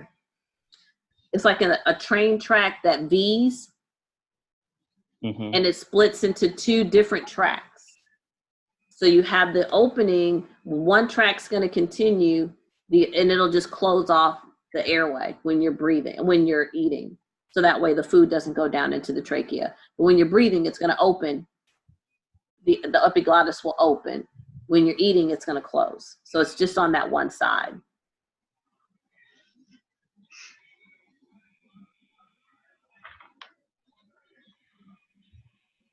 All right, so when you breathe in hard,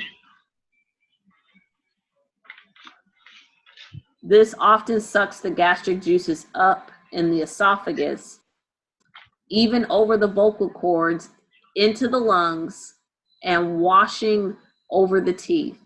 And that's why when people are bulimic, binge eat, and then purge, and then you look at their teeth, and their teeth has a lot of decay and stained and all of that. That's because of the gastric acid. So with this information, symptoms of esophageal reflux includes difficulty speaking, pharyngitis, cough, new onset asthma or sinusitis, odenophagia or dysphagia, so difficulty swallowing, and the sensation of that something is stuck in the throat. So that's why those symptoms exist. So basically this number 5 was just about this information here in the case study progression. All right, so as we move through, 6 months ago, the doctor started him on Zantac for heartburn, and that helped a little, but that it never really did the job. This is what he's saying. Now he keeps a bottle of Tums and Rolaids all over the place and at the bedside, and that's because I always seem to need them. That's what the patient says.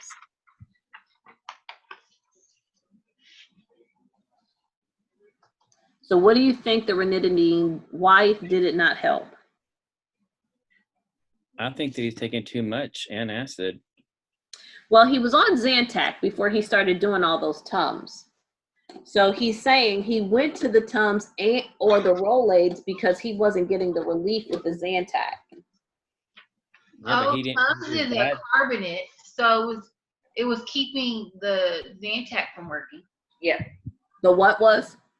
Tums is like a bicarbonate, so it was like coating his stomach and keeping the Zantac from helping the stomach. So how does ranitidine work? What is ranitidine?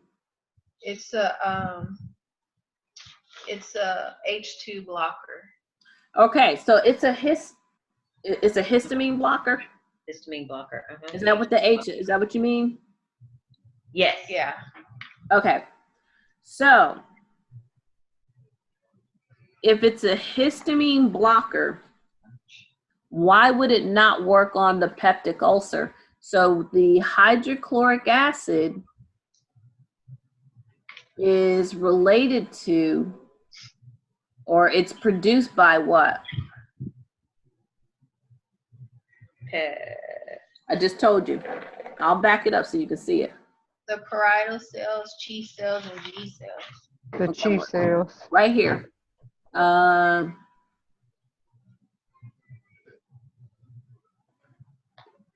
Right here. Can you see the little hand? Yes. So I'm highlighting it. It's produced by the protein nonsense. Proton, not protein.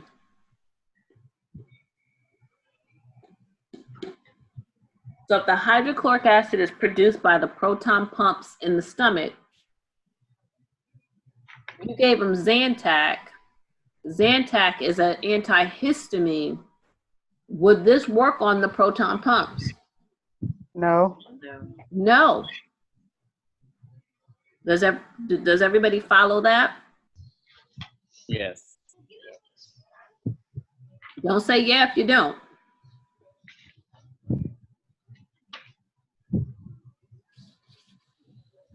So if Zantac is an antihistamine, it's an H2 blocker.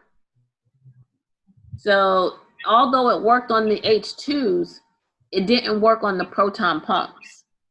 Yeah. Okay.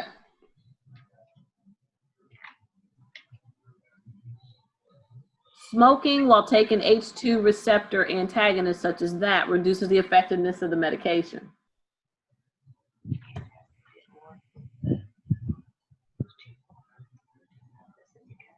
All right, 12 lead.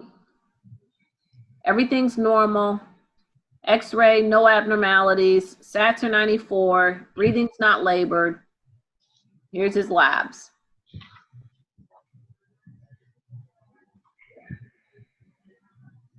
Breath test is negative, but we kind of knew we didn't have an issue when our white blood cell was what? 6,000. 6,000, because that's its normal range. Normal range is 5,000 to 10,000. Yeah. Right? I mean, yeah, 5,000 to 10,000. So H&H seems to be normal. Potassium's, it's a little low. Because normal potassium, or K, is 3.5 to 4.5. All right. So what is the significance of the breath test? We've talked about this. If it's negative, then H. pylori, the bacteria, is not present, which is one of the more common causes of gastric ulcers. Are there any other concerns with the lab results? No. Nope, they're all within normal limits. So he starts complaining of nausea. You hand him an emesis basin. Now do we have a problem now? Yes. Yes, we do. Right now his vital signs are stable. So here, this is a gastric bleed, and the bleeding happens occurs in the stomach. The hydrochloric acid denatures the proteins in the blood, making it look like it's coffee ground. So this is why it's now brown, or the coffee ground emesis. But this is an ulcer, correct? So now we have an erosion going on. How do you confirm? That's your occult blood test that you were talking about earlier. So that's the guaiac.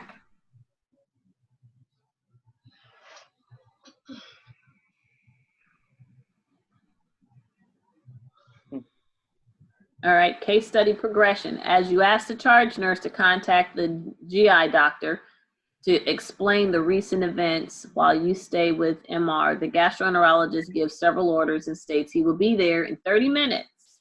These are your orders. They lie all the time. I can't deny it. So these are your orders. Do these look proper? No. Yeah. Oh, really? Yeah. We don't want to, we've called a specialist to come look at him. We're getting ready to do some GI exams. So we got, they're going to do that EGD, the esophageal-gastro-duodenoscopy. They're getting ready to do that. They're going to repeat the CBC, because now we know he has blood. Before we didn't have a concern, but now we do. We're going to keep the oxygen on we keep his sats 94%. And we're going to do a type and cross match because he's bleeding. So if he needs blood, we need to know what blood type he is. We're going to start him on pantoprazole, which is a proton pump inhibitor, right? Yeah. Mm-hmm. So they're actually going to give him a drip. So they're going to give him a bolus first to get him fair. Why are we giving him a bolus first? To get the reaction started. Not get the reaction started, but To run the fluids through quicker. nope. When you give somebody, like in heparin, when you give somebody a heparin bolus, you give them that quick bolus to get the patient to therapeutic range. And then you give them a maintenance drip to maintain the therapeutic range. Does that make sense? Yes. Yes. So it's like you're giving them a quick thrust of some meds. I got to get you to the therapeutic range, and then we're going to maintain it with a drip. Otherwise, we'd be waiting a long time for that drip to kick through and make them therapeutic. We're going to put it in. Say that again. Is it like insulin where you give like the one in the morning and then you give a sliding scale to maintain them or something like that? No, this is basically you're starting at ground zero. Uh-huh. And we now need to get them able to stay therapeutic so that way they can start being treated appropriately. Okay. So in order for that to happen, if we're starting at ground zero, then we have to give a bolus to get them close to the therapeutic range, if not in the therapeutic range. Okay. Okay. So like you may give somebody heparin, so they are starting at ground zero. We need to now start heparin. All right. So when we get ready to start heparin, then we're going to give them a bolus because we got to push them close to therapeutic and hopefully into the therapeutic range. That's the whole reason of giving them however many milligrams per kilogram or however many units per kilogram, because we're trying to get them up to the therapeutic range for their body weight. Yeah. And then we go ahead and start the maintenance strip to maintain that so it continues to do its job. All right, so we're going to put in an NG tube. Why are we putting in an NG tube? For the Failure to thrive. Their body isn't. NG tube is to decompress the stomach. the blood in the stomach. Not so much that, well, yes and no. It usually decompresses the stomach. So if the stomach is distended, it'll decompress it. But here we can put this to a suction. So if we need to suction out blood, we will have that all ready and available. And now we're going to do gastric lavages. So basically we're going to go and put some saline down it so it can swish around in the stomach, and then they'll probably suck it back out. Not soak it, but suck it back out. What would you consider a large bore IV? What size? 14. 16. 16, 18, 14. Are you on Care Flight helicopter? Have you seen a 14, Mr. Flores? It's been a long time, but It's been a long time. Okay, when you saw it, did you say like, holy crap, I'm getting ready to stick this into somebody's vein?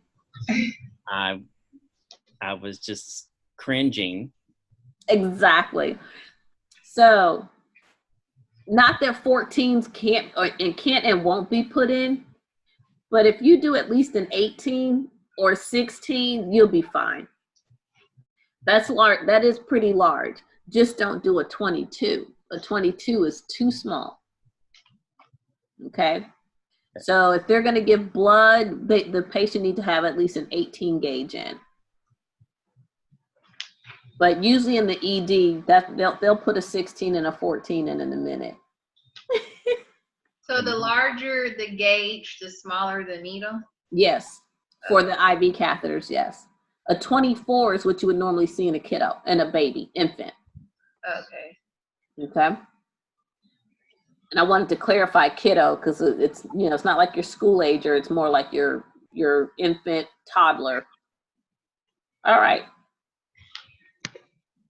So here they're asking you to take all of these and put them in prioritize. I say oxygen first. Airway, yeah. Okay. So you say airway. And then put the MPO order in. Okay. Repeat CBC. Tap across at the same time as the CBC. Okay. Insert your saline pump. Start the IV and then do the bolus, or start the pantoprazole in the bolus. Okay. That's all. Let's see. First we need to understand, the patient understand he needs to be NPO. We got to start there. So they're going to call the lab for the CBC, type and cross, start the oxygen and monitor. Why is the oxygen not needed immediately? Is his oxygen level suffering? Yeah. It's kind of low. It's 94. Or it was 92, wasn't it? No, it's 94. Let's see. We'll go back. Let's go back a couple pages. It was 92 on room air. Room air. Okay. So now we're going to go ahead and do oxygen nasal cannula, and we're just going to keep it over 94. So we'll give them a boost. So we did kind of go with airway, but we got the lab work going first because this said what? Stat. So you can't wait on stat. Stat means you drop everything and you do it right now. Okay. So anytime you see that, that's not something you can wait a couple minutes or two, because if you get bogged down on something else and that stuff isn't ordered, trust and believe that physician's going to roast your behind. And he or she will not be nice about it. All right. So now we're going to insert the first line, give that bolus, and then we're going to do the drip. If the medication is not immediately available, or while another staff member goes to get it, then you can do your NG tube and start the lavage. You put your second one in and start the normal saline. So why did they not connect everything up to the same IV? Too much fluid going in. No, not quite. The first one's probably a 22. No, they put too large in. So basically, they did between an 18 and a 16. So my question is, why didn't they have the saline and the drip going through the same line? Because you want the saline to run faster, and the drip is going to be measured 8 milligrams per hour. But we don't know how many milliliters per hour that's going to be on the pump. I'm quite sure it probably won't be 100. Do you want to run them in at the same time? They probably could go at the same time, but they're going down for the esophagogastroduodenoscopy, right? So if they need to give them any type of contrast dye, they already need a line with saline going through it. Mm-hmm. Although they can start a line over there, but they need a free line, of one that's free and clear, got some saline going. If you need to add something else to it, and they'll try not to mix it with any drips. Just in case they need analgesics? Correct. Okay. Because now we're looking at compatibility.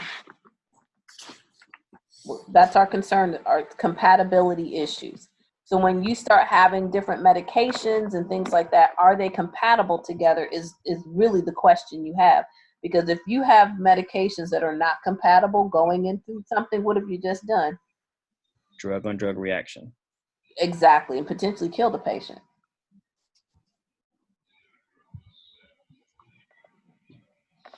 Okay, next one. All right, so we kind of went through this one already. The stat blood, type and cross, because we know they're bleeding. Oxygen, bleeding decreases oxygen carrying capacity because the blood cells won't be available.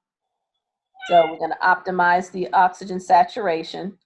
The medication, that stops the proton pumps from secreting hydrochloric acid. So we shouldn't delay the IV bolus and initiation of the drip. The NG tube after placement, how do you confirm placement? Chest X-ray. So the gold standard Chest X-ray. The gold standard now is chest X-ray or KUB, which is kidneys, ureter, and bladder, but they can also see the stomach. But that is their only methodology. So usually if it's a test question, they're going to go with chest X-ray. Okay. So they do not do the where you get the 60 cc syringe and you push air in it and listen for it at the stomach, that's gone. Because I think people were just fabricating that they heard it. And so they had more sentinel events than not. And if they could be proven on chest x-ray, then so be it. You cannot use it until that chest x-ray comes back and says that it's in the right place, by the way. So with the lavages, we're going to wash the stomach lining so that way when they do the endoscopy, they can see things better. Second IV, this will allow for the packed red blood cells to be given if needed without stopping the I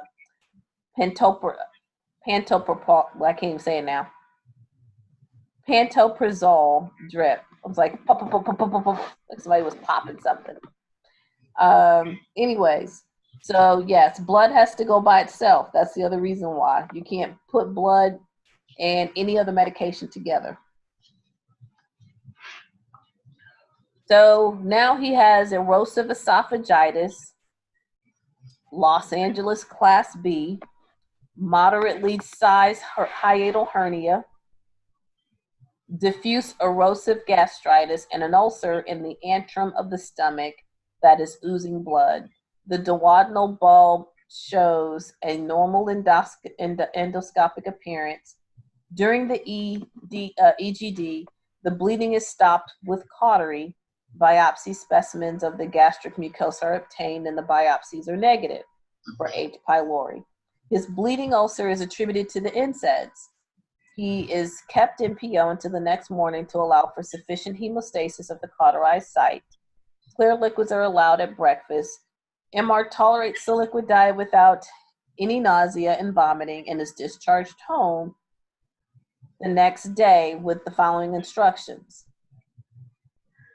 Advance diet slowly as tolerated to mechanical saw. Take the pantoprazole 40 milligrams PO every morning on an empty stomach at least 30 minutes before eating, and then follow up with your physician in 6 to 8 weeks.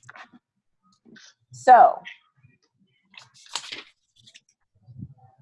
what do you think of this scenario? Oh, there's more. Stop all aspirin. I know, I'm going. Stop the aspirin or herbal pain relief medications and stop drinking and smoking. So why does the patient need to take the pantoprazole first thing in the morning? Because you need to take it on an empty stomach. Because the action is to inhibit acid secretion. So if you eat, don't you increase acid secretion? Yes. So if you eat first, or if you eat it, and if you take the medication at the same time that you're eating, the acid production has already started before the medication has had time to work. So they need at least 30 minutes beforehand. So after discussing lifestyle modifications for controlling reflux with MR, which statement by MR indicates a further need for teaching? I will try to stop smoking. I will try. Okay. He ain't gonna try, but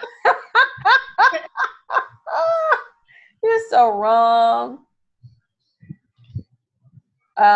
Okay, someone said B. So it's B. That would be, okay. So the reason why is because to reduce the reflux, it is best to stay upright 1 to 2 hours after meals. All right, outcome.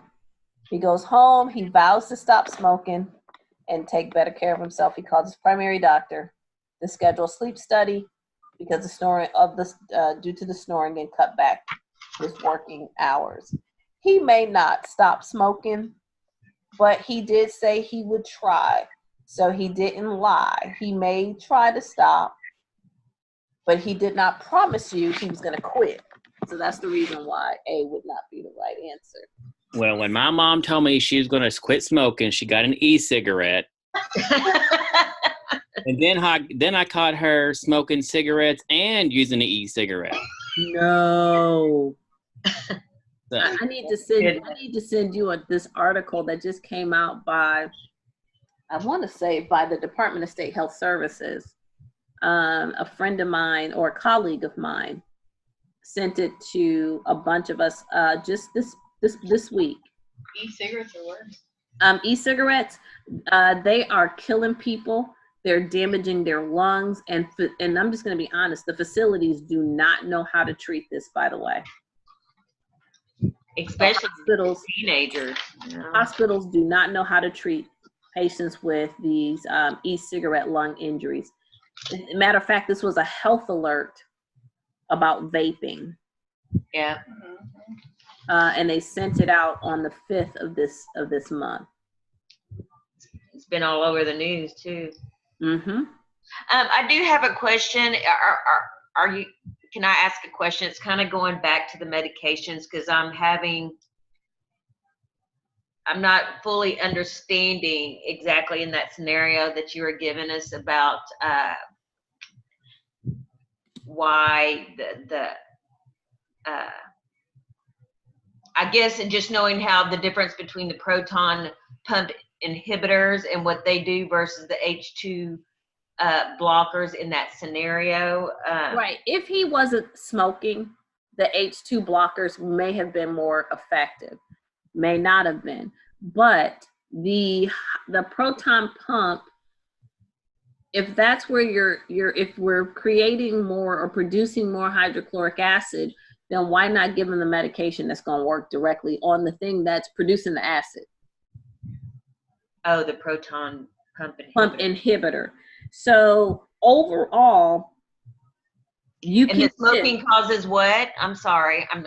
There are proton pumps in the stomach lining that produce hydrochloric acid.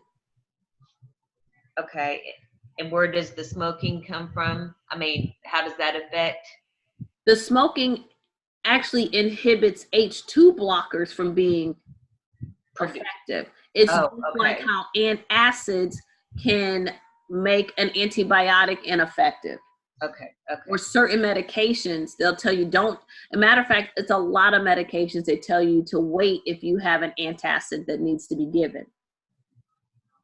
Okay. So when you're looking at med treatment, proton pump inhibitors, number 1, H2 receptor blockers, number 2, antacids, number 3, antibiotics, and this is overall for peptic ulcer disease. Antibiotics, that would be to treat H. pylori, bismuth, or subsalicylates. So if the medications don't work, then the patients can end up getting surgery. So they can get a vagotomy, vagotomy. They can get a pyloroplasty, so this is on the pylorus, or they can get a gastric resection. So this is only in severe cases.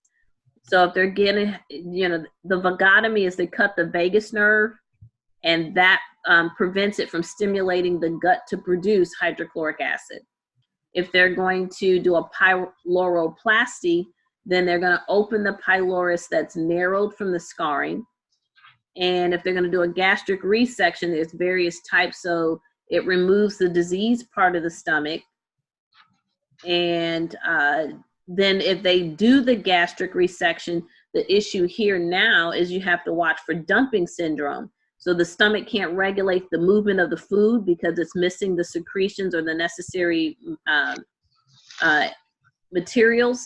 So the food enters in too fast into the small intestines, and the food acts hypertonically by pulling water from the blood early, and then on the late side, it's rich in carbs, sugar, pancreas release insulin, and you got a whole sequelae working. Okay. So just, there's surgeries that if I'm looking at this, I'll say there's surgeries, kind of understand which ones, but if they get the gastric resection, we're going to be worried about the dumping syndrome. So when we're trying to do our overall assessment, we want to get vitals. We want to assess the bowel system. When's the last time you pooed? What did it look like? Did you have any vomit? What did it look like? When did the pain start? 1 to 2 hours or 3 to 4 hours? Does food help or hurt? Then, what kind of medications are you on? Do you use NSAIDs? Do you take aspirin? Do you take steroids? Do you take anticoagulants? Any family history? Do you smoke, drink caffeine, or drink alcohol? All of those things would contribute to the problem. Complications. What are some complications? And they didn't talk about it here, but what complications can they have from peptic ulcer disease? Perforation. They could have a perforation, absolutely. They could Hemorrhage. have hemorrhage. They could have a GI bleed. How would you know? They would be in shock. What's the first sign of shock? Temperature. Not temperature. All right. Tachycardia. Blood pressure. Not blood pressure. That'll be a late sign. Tachycardia. Tachycardia would be the first sign of shock. Peritonitis is another complication. So if a person is in shock, they'll have that pale, cool, clammy skin, and their heart rate would be in the 120s, 110s and above. So 115 and above. So their H&H would be low. The patient will look pale. Their belly may be bloated. They may have dark tarry stools or emesis or something like that. Perforation, we already talked about that as another complication. So here the patient has severe abdominal bloating, pain with vomiting, and they'll be tachycardic, and they'll have a fever. Because now if it perforated, then the stuff that was in the stomach is now, stuff that's in the intestines is now in the stomach area, right? No. You said pain with vomiting? Pain with vomiting, Okay. increased heart rate, increased respiratory rate, and fever. But now when there's a hole that's produced, whatever that was in that closed system is now out. So if we had this is even in the gastric area, if it's in the stomach, this could be detrimental. But now those acids are spilling over into the other organs in the abdominal cavity. Your fever, your white cell count's going to go up. So your body's going to try to fight that. You could have an obstruction of the pylorus. So when the pylorus is obstructed, then you're going to have vomiting and belly pain, and the person's going to be bloated. We talked about the dumping syndrome.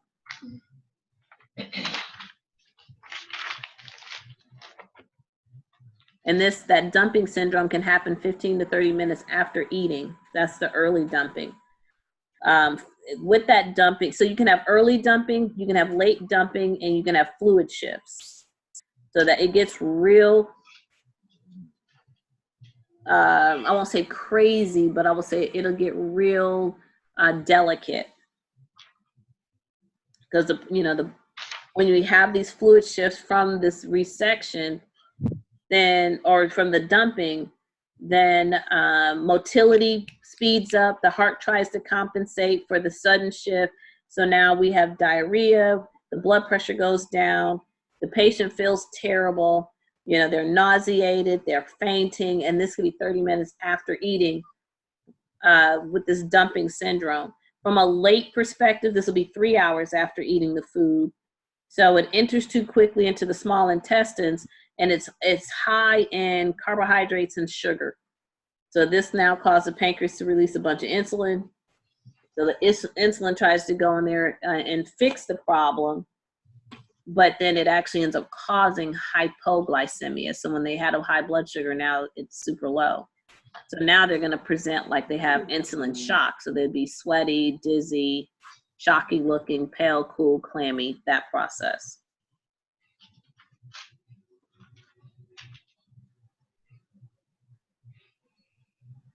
So let me know where I need to back up.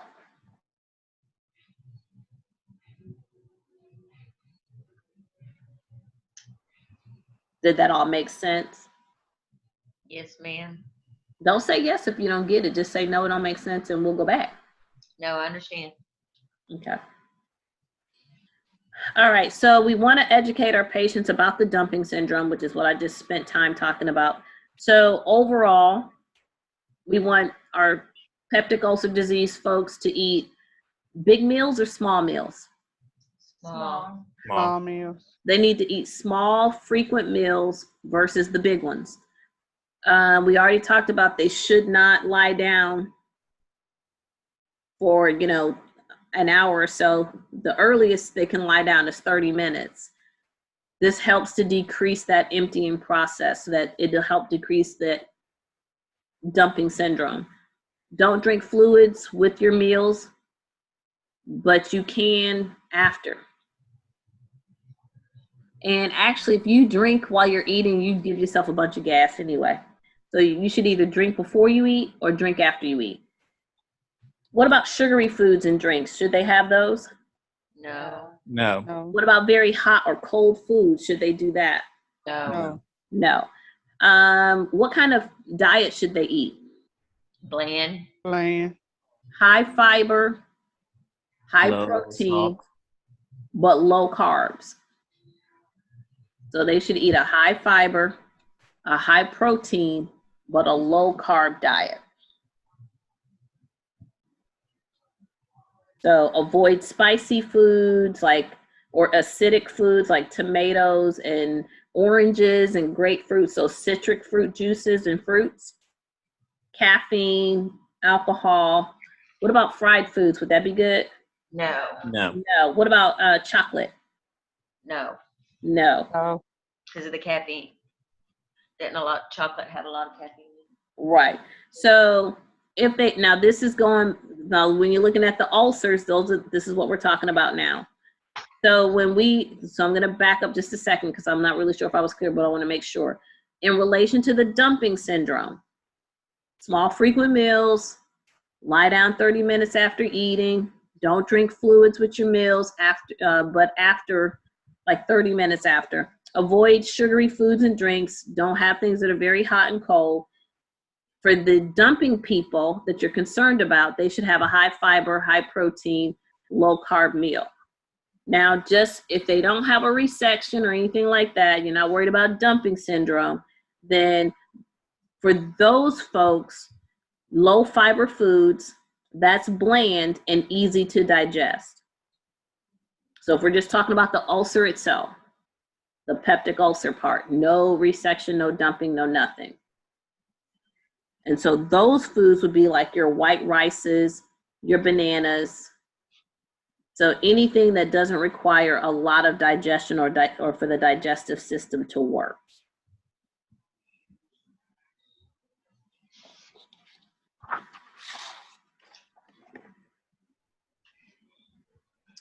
So we talked about H2 blockers like Zantac. What's another H2 blocker? Retadine. So famotidine. So the histamine blockers, they end in tidine.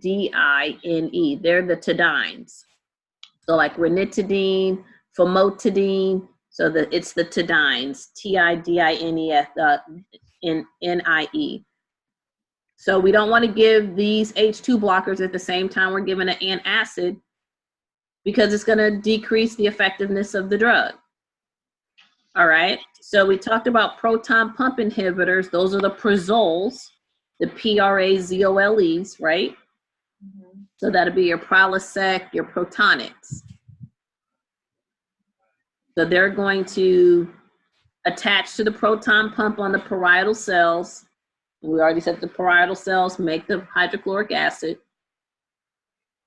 And it's going to block the release of the hydrogen that's there, the hydrogen ion. That would normally mix with the chloride to make hydrochloric acid.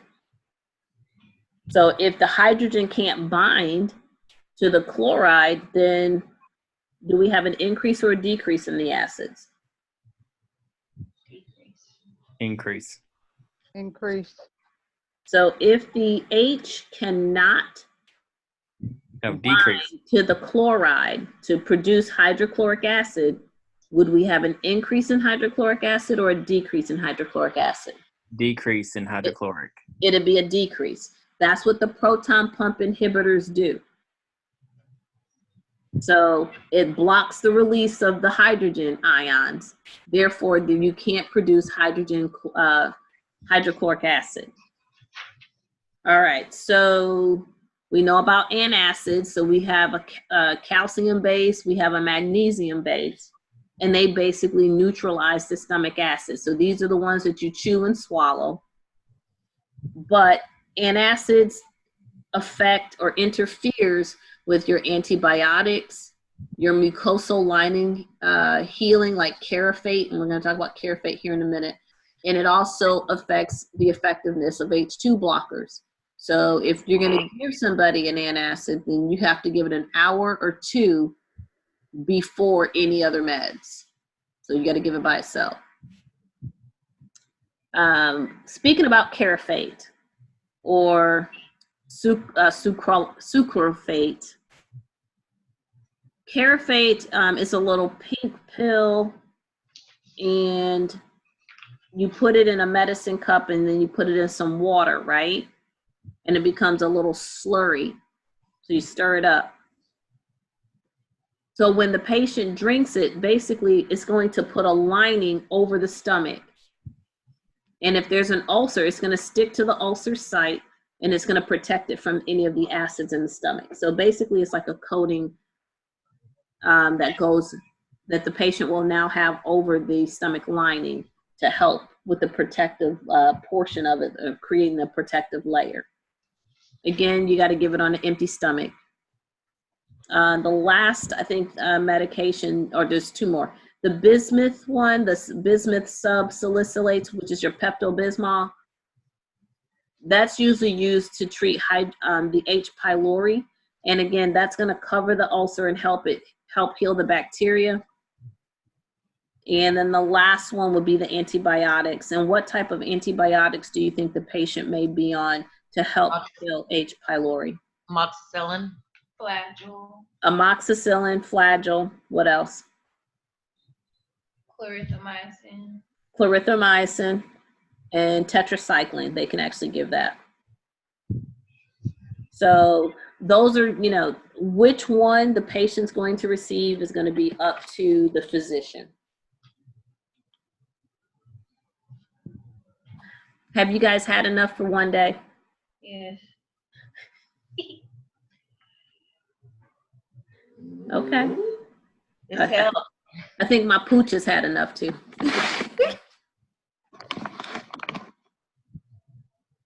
It's a lot of information for sure. It is a lot of information. But this is why I do the Zoom sessions. So that way you can start putting these pieces together, because now you have to start thinking of like nurses, registered nurses, versus, if you're an LVN or, if you're came from another arena. But it is a lot.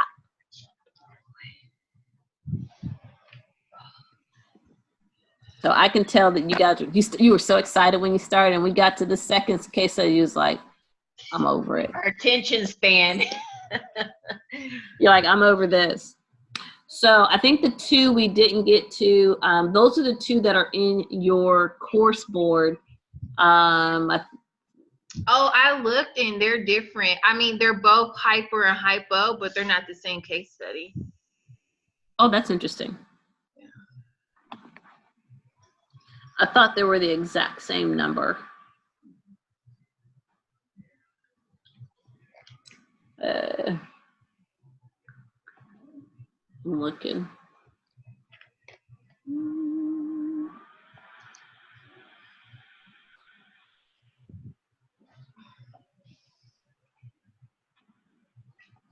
Let me look real quick.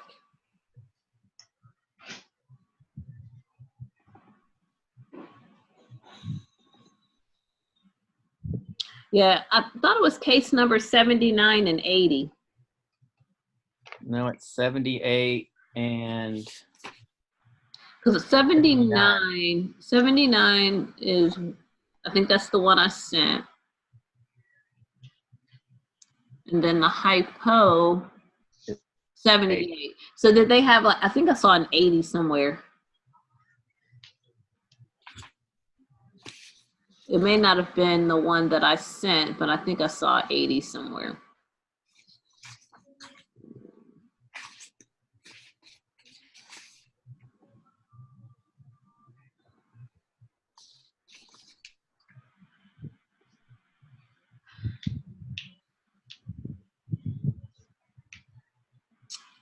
Let's see.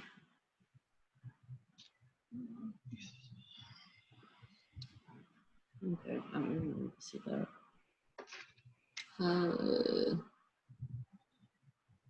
Okay, 79, 80. And then we just finished case study.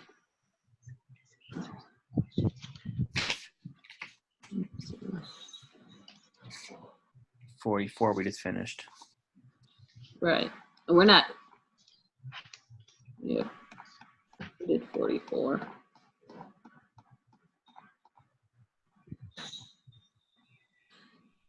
Is that what you were saying, that there was a different case study on the course board? Yes, ma'am. It wasn't the exact. I wonder what that one. This is small bowel. All right, let's see. Let's see if I can find that. I have no idea. Hello? Oh no, I'm not answering that phone. I was gonna be your receptionist.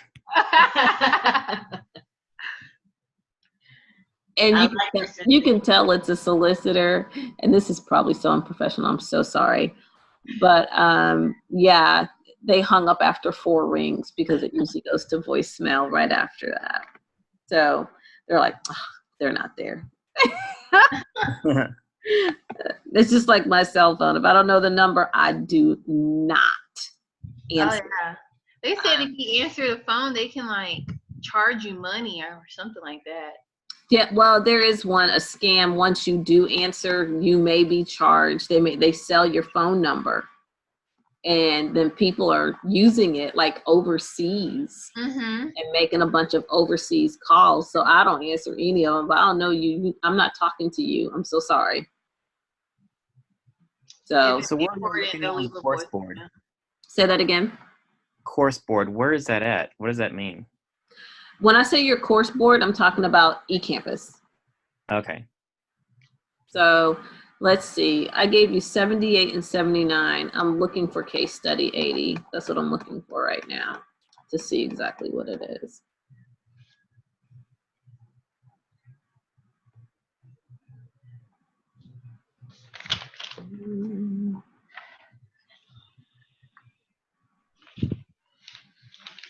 Like this, I had a lot.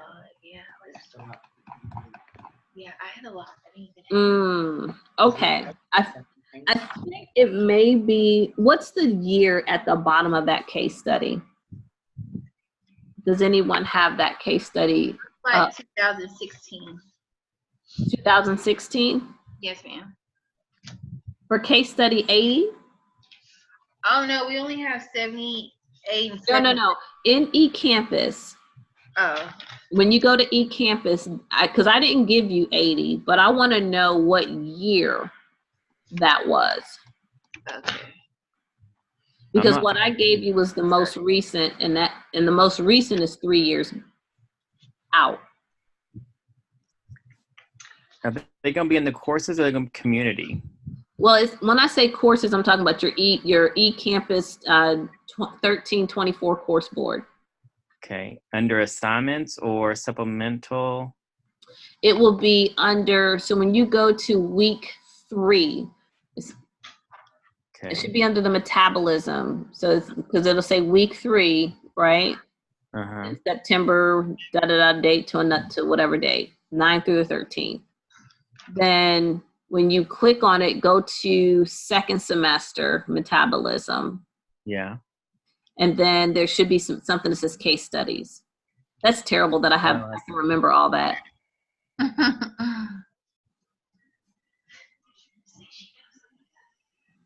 This is case study. It says 2012. Okay. So what does the first part of it say? So read it. Case study, new onset diabetes, how to tell the difference between type 1 and type 2. That's all it says. Okay. And that's the only case study I see under semester 2 metabolism. I can email you all a case study for diabetes if you feel you need it. I mean, I felt we talked about that one quite a bit, No, I but think it's up to you all.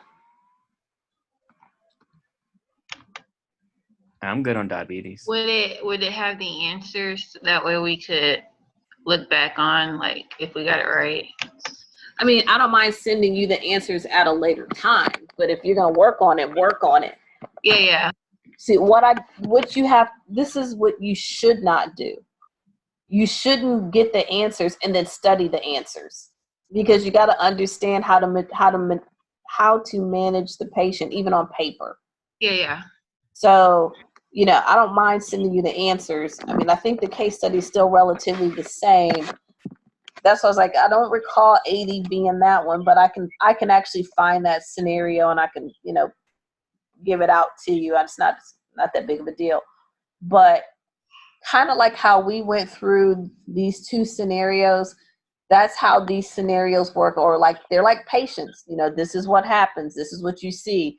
This is what the doctor may order, prioritize, and then remember who you can delegate stuff to. Mm-hmm. So if you're a practicing VN right now, I'm going to tell you, you have to, anything you learned about, being a VN is not the same as being an RN. There are some crossover pieces, but it's some of those bad habits that you may do, and we call them bad habits, but it's a learned behavior. You're going to have to let that go, because they're not asking you what you do at your job. They're asking you what you should be doing as an RN. Does that make sense? Yes, ma'am. So you got to start thinking from that perspective. If you don't work as a nurse right now, then it's kind of good, because there shouldn't be any bad habits that you would have developed from a nursing perspective. So now you're learning it kind of fresh off the cuff, so to speak. Mm-hmm. So, but I mean, I don't mind finishing up the last two scenarios, but it'll have to be in the morning, because I've already promised my daughter that I'd go to do some errands with her tomorrow in the afternoon. So it's up to you guys. I have church. I would have to pass. Okay.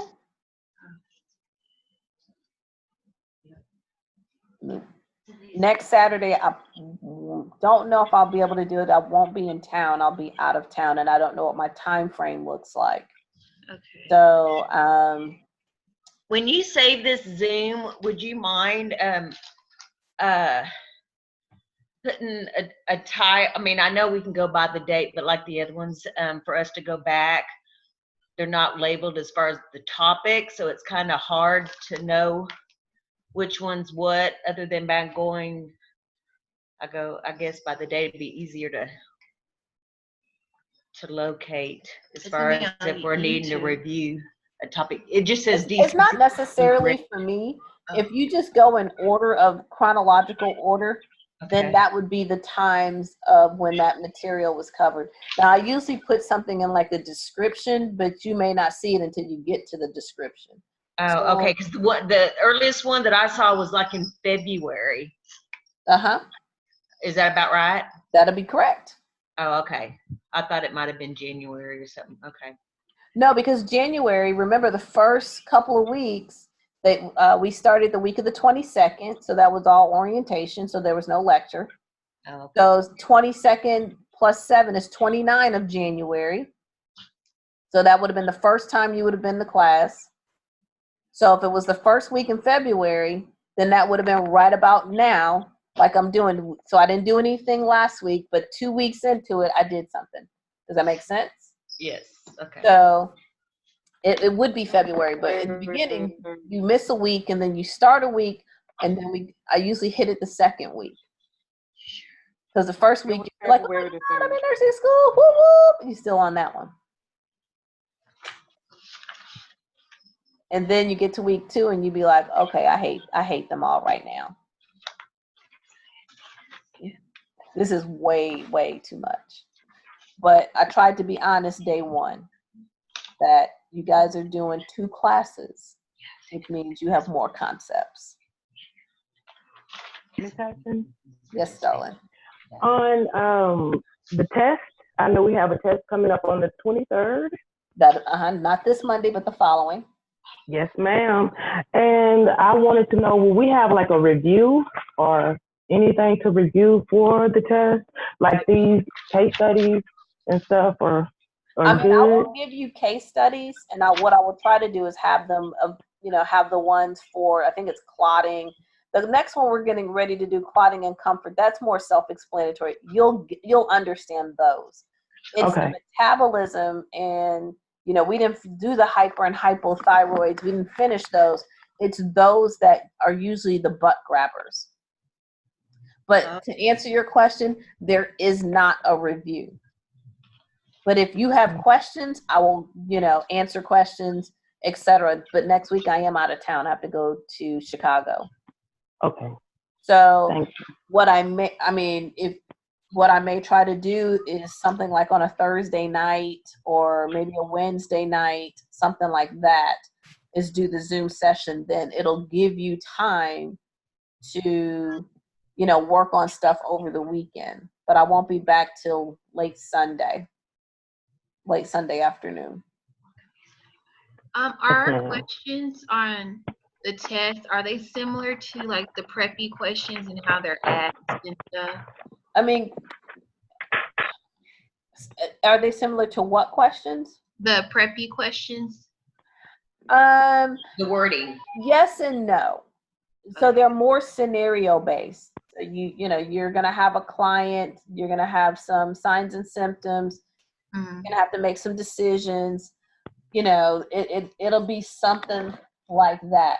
So say for instance you have somebody that has celiac disease.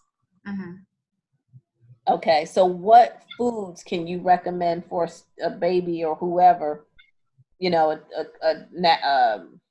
a child that has celiac disease?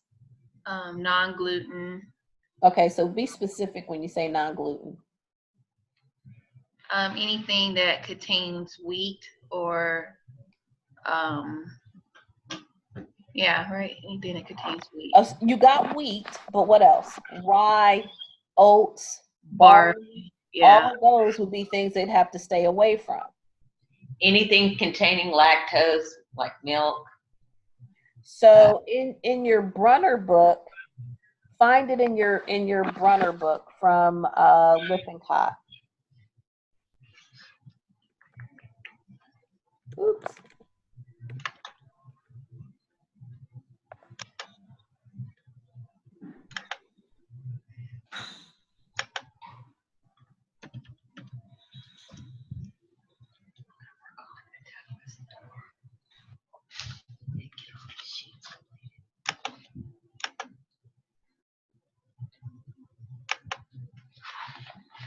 So over the first test, it's going to go over nutrition, metabolism, clotting, comfort, and is that it? Or is there, or am I missing something? Exactly. You have thermal regulation, you have thermal diversity. So you have those too. And all the exemplars for each one. And all the exemplars that fall underneath it. Right. I'm just going by the concept. Correct, but those are the concepts, but it'll be the exemplars. Right. I mean, I understand. I mean, I know that. I was just making sure that everything under those titles, concepts. I think we're saying the same thing. Yeah.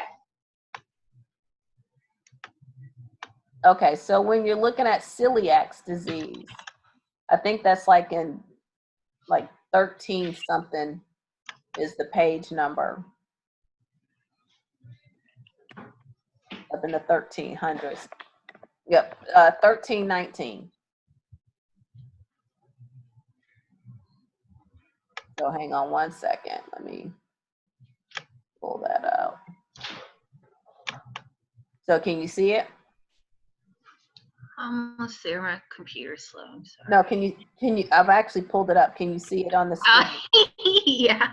Okay. So managing it pretty much go through, managing lactose intolerance and all of that. Mm-hmm. This is eliminate foods, it's fillers, dried milk, blah, blah, blah, but this will be for the lactose intolerance. But when they're talking about the celiac, so they go here, and I'm going to skip how people get it, how they present, and then the selected disorders of malabsorption, which you need to understand that these are the ones when we talk about malabsorption. So don't skip over that and be like, malabsorption. You do everything related to the malabsorption. I just want to be crystal ball. Oh, there's the Zollinger thing. Yeah. So these are foods that contain gluten. So caramel colored foods, lunch meats, salad dressings, Oh. soft drinks. So these are the foods that if they gave you a list of foods, you need to know they can't have it. You know, ales, beer that has the brewer's yeast in it, malts, modified food starch made from wheat. So like sour cream, which I don't eat that anyway. But these are all the foods that contain, you know, that has grains, all that right here. Oops, I don't want to copy that. Yeah, malabsorption. So Will it be like the common ones we know, or is it going to be something like that? Emmer. no, it'll be common. They're not going to ask you about the spelt or the pharaoh. I mean, they want you to understand the main things. I mean, you know, C-tan. I mean, when do you ever see C-tan? I never heard of it. Emmer, exactly. So it's going to be the more common things. But what can they eat? Can they eat potatoes? Yes. Yes. Can they eat apples? Yes. Okay, so they can eat those. So can they eat corn?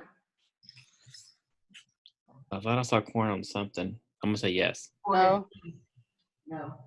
Yeah, they can. So these are the things that they need to stay away from.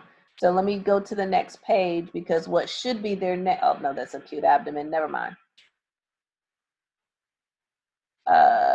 So that's probably on your PowerPoint.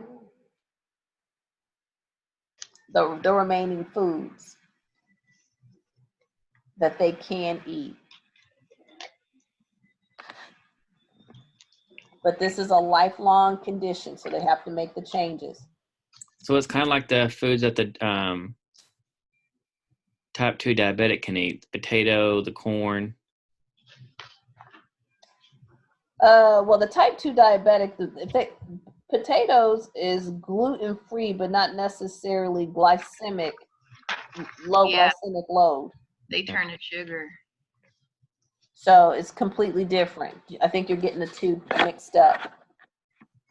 But other things that they can have is fruits, vegetables to add on to the corn and the potatoes and the apples. So we're talking two different things when we're looking at the type 2 diabetic. They need to have low glycemic load, which is different than gluten. Okay. Okay. Ms. Heston, I'm sorry. We have to go. I have to take Lissa home. So No, you're fine. No problem. But I appreciate thank you though. No problem. Does that make sense? Yes, ma'am. Okay. If you have a question, then, you know, just let me know when, you know, we hit school on Tuesday, so we can start off with questions. If, you know, I'm cool with that. All right. Well, thank you so much. All right, guys. Thank you, Bridget. You're welcome.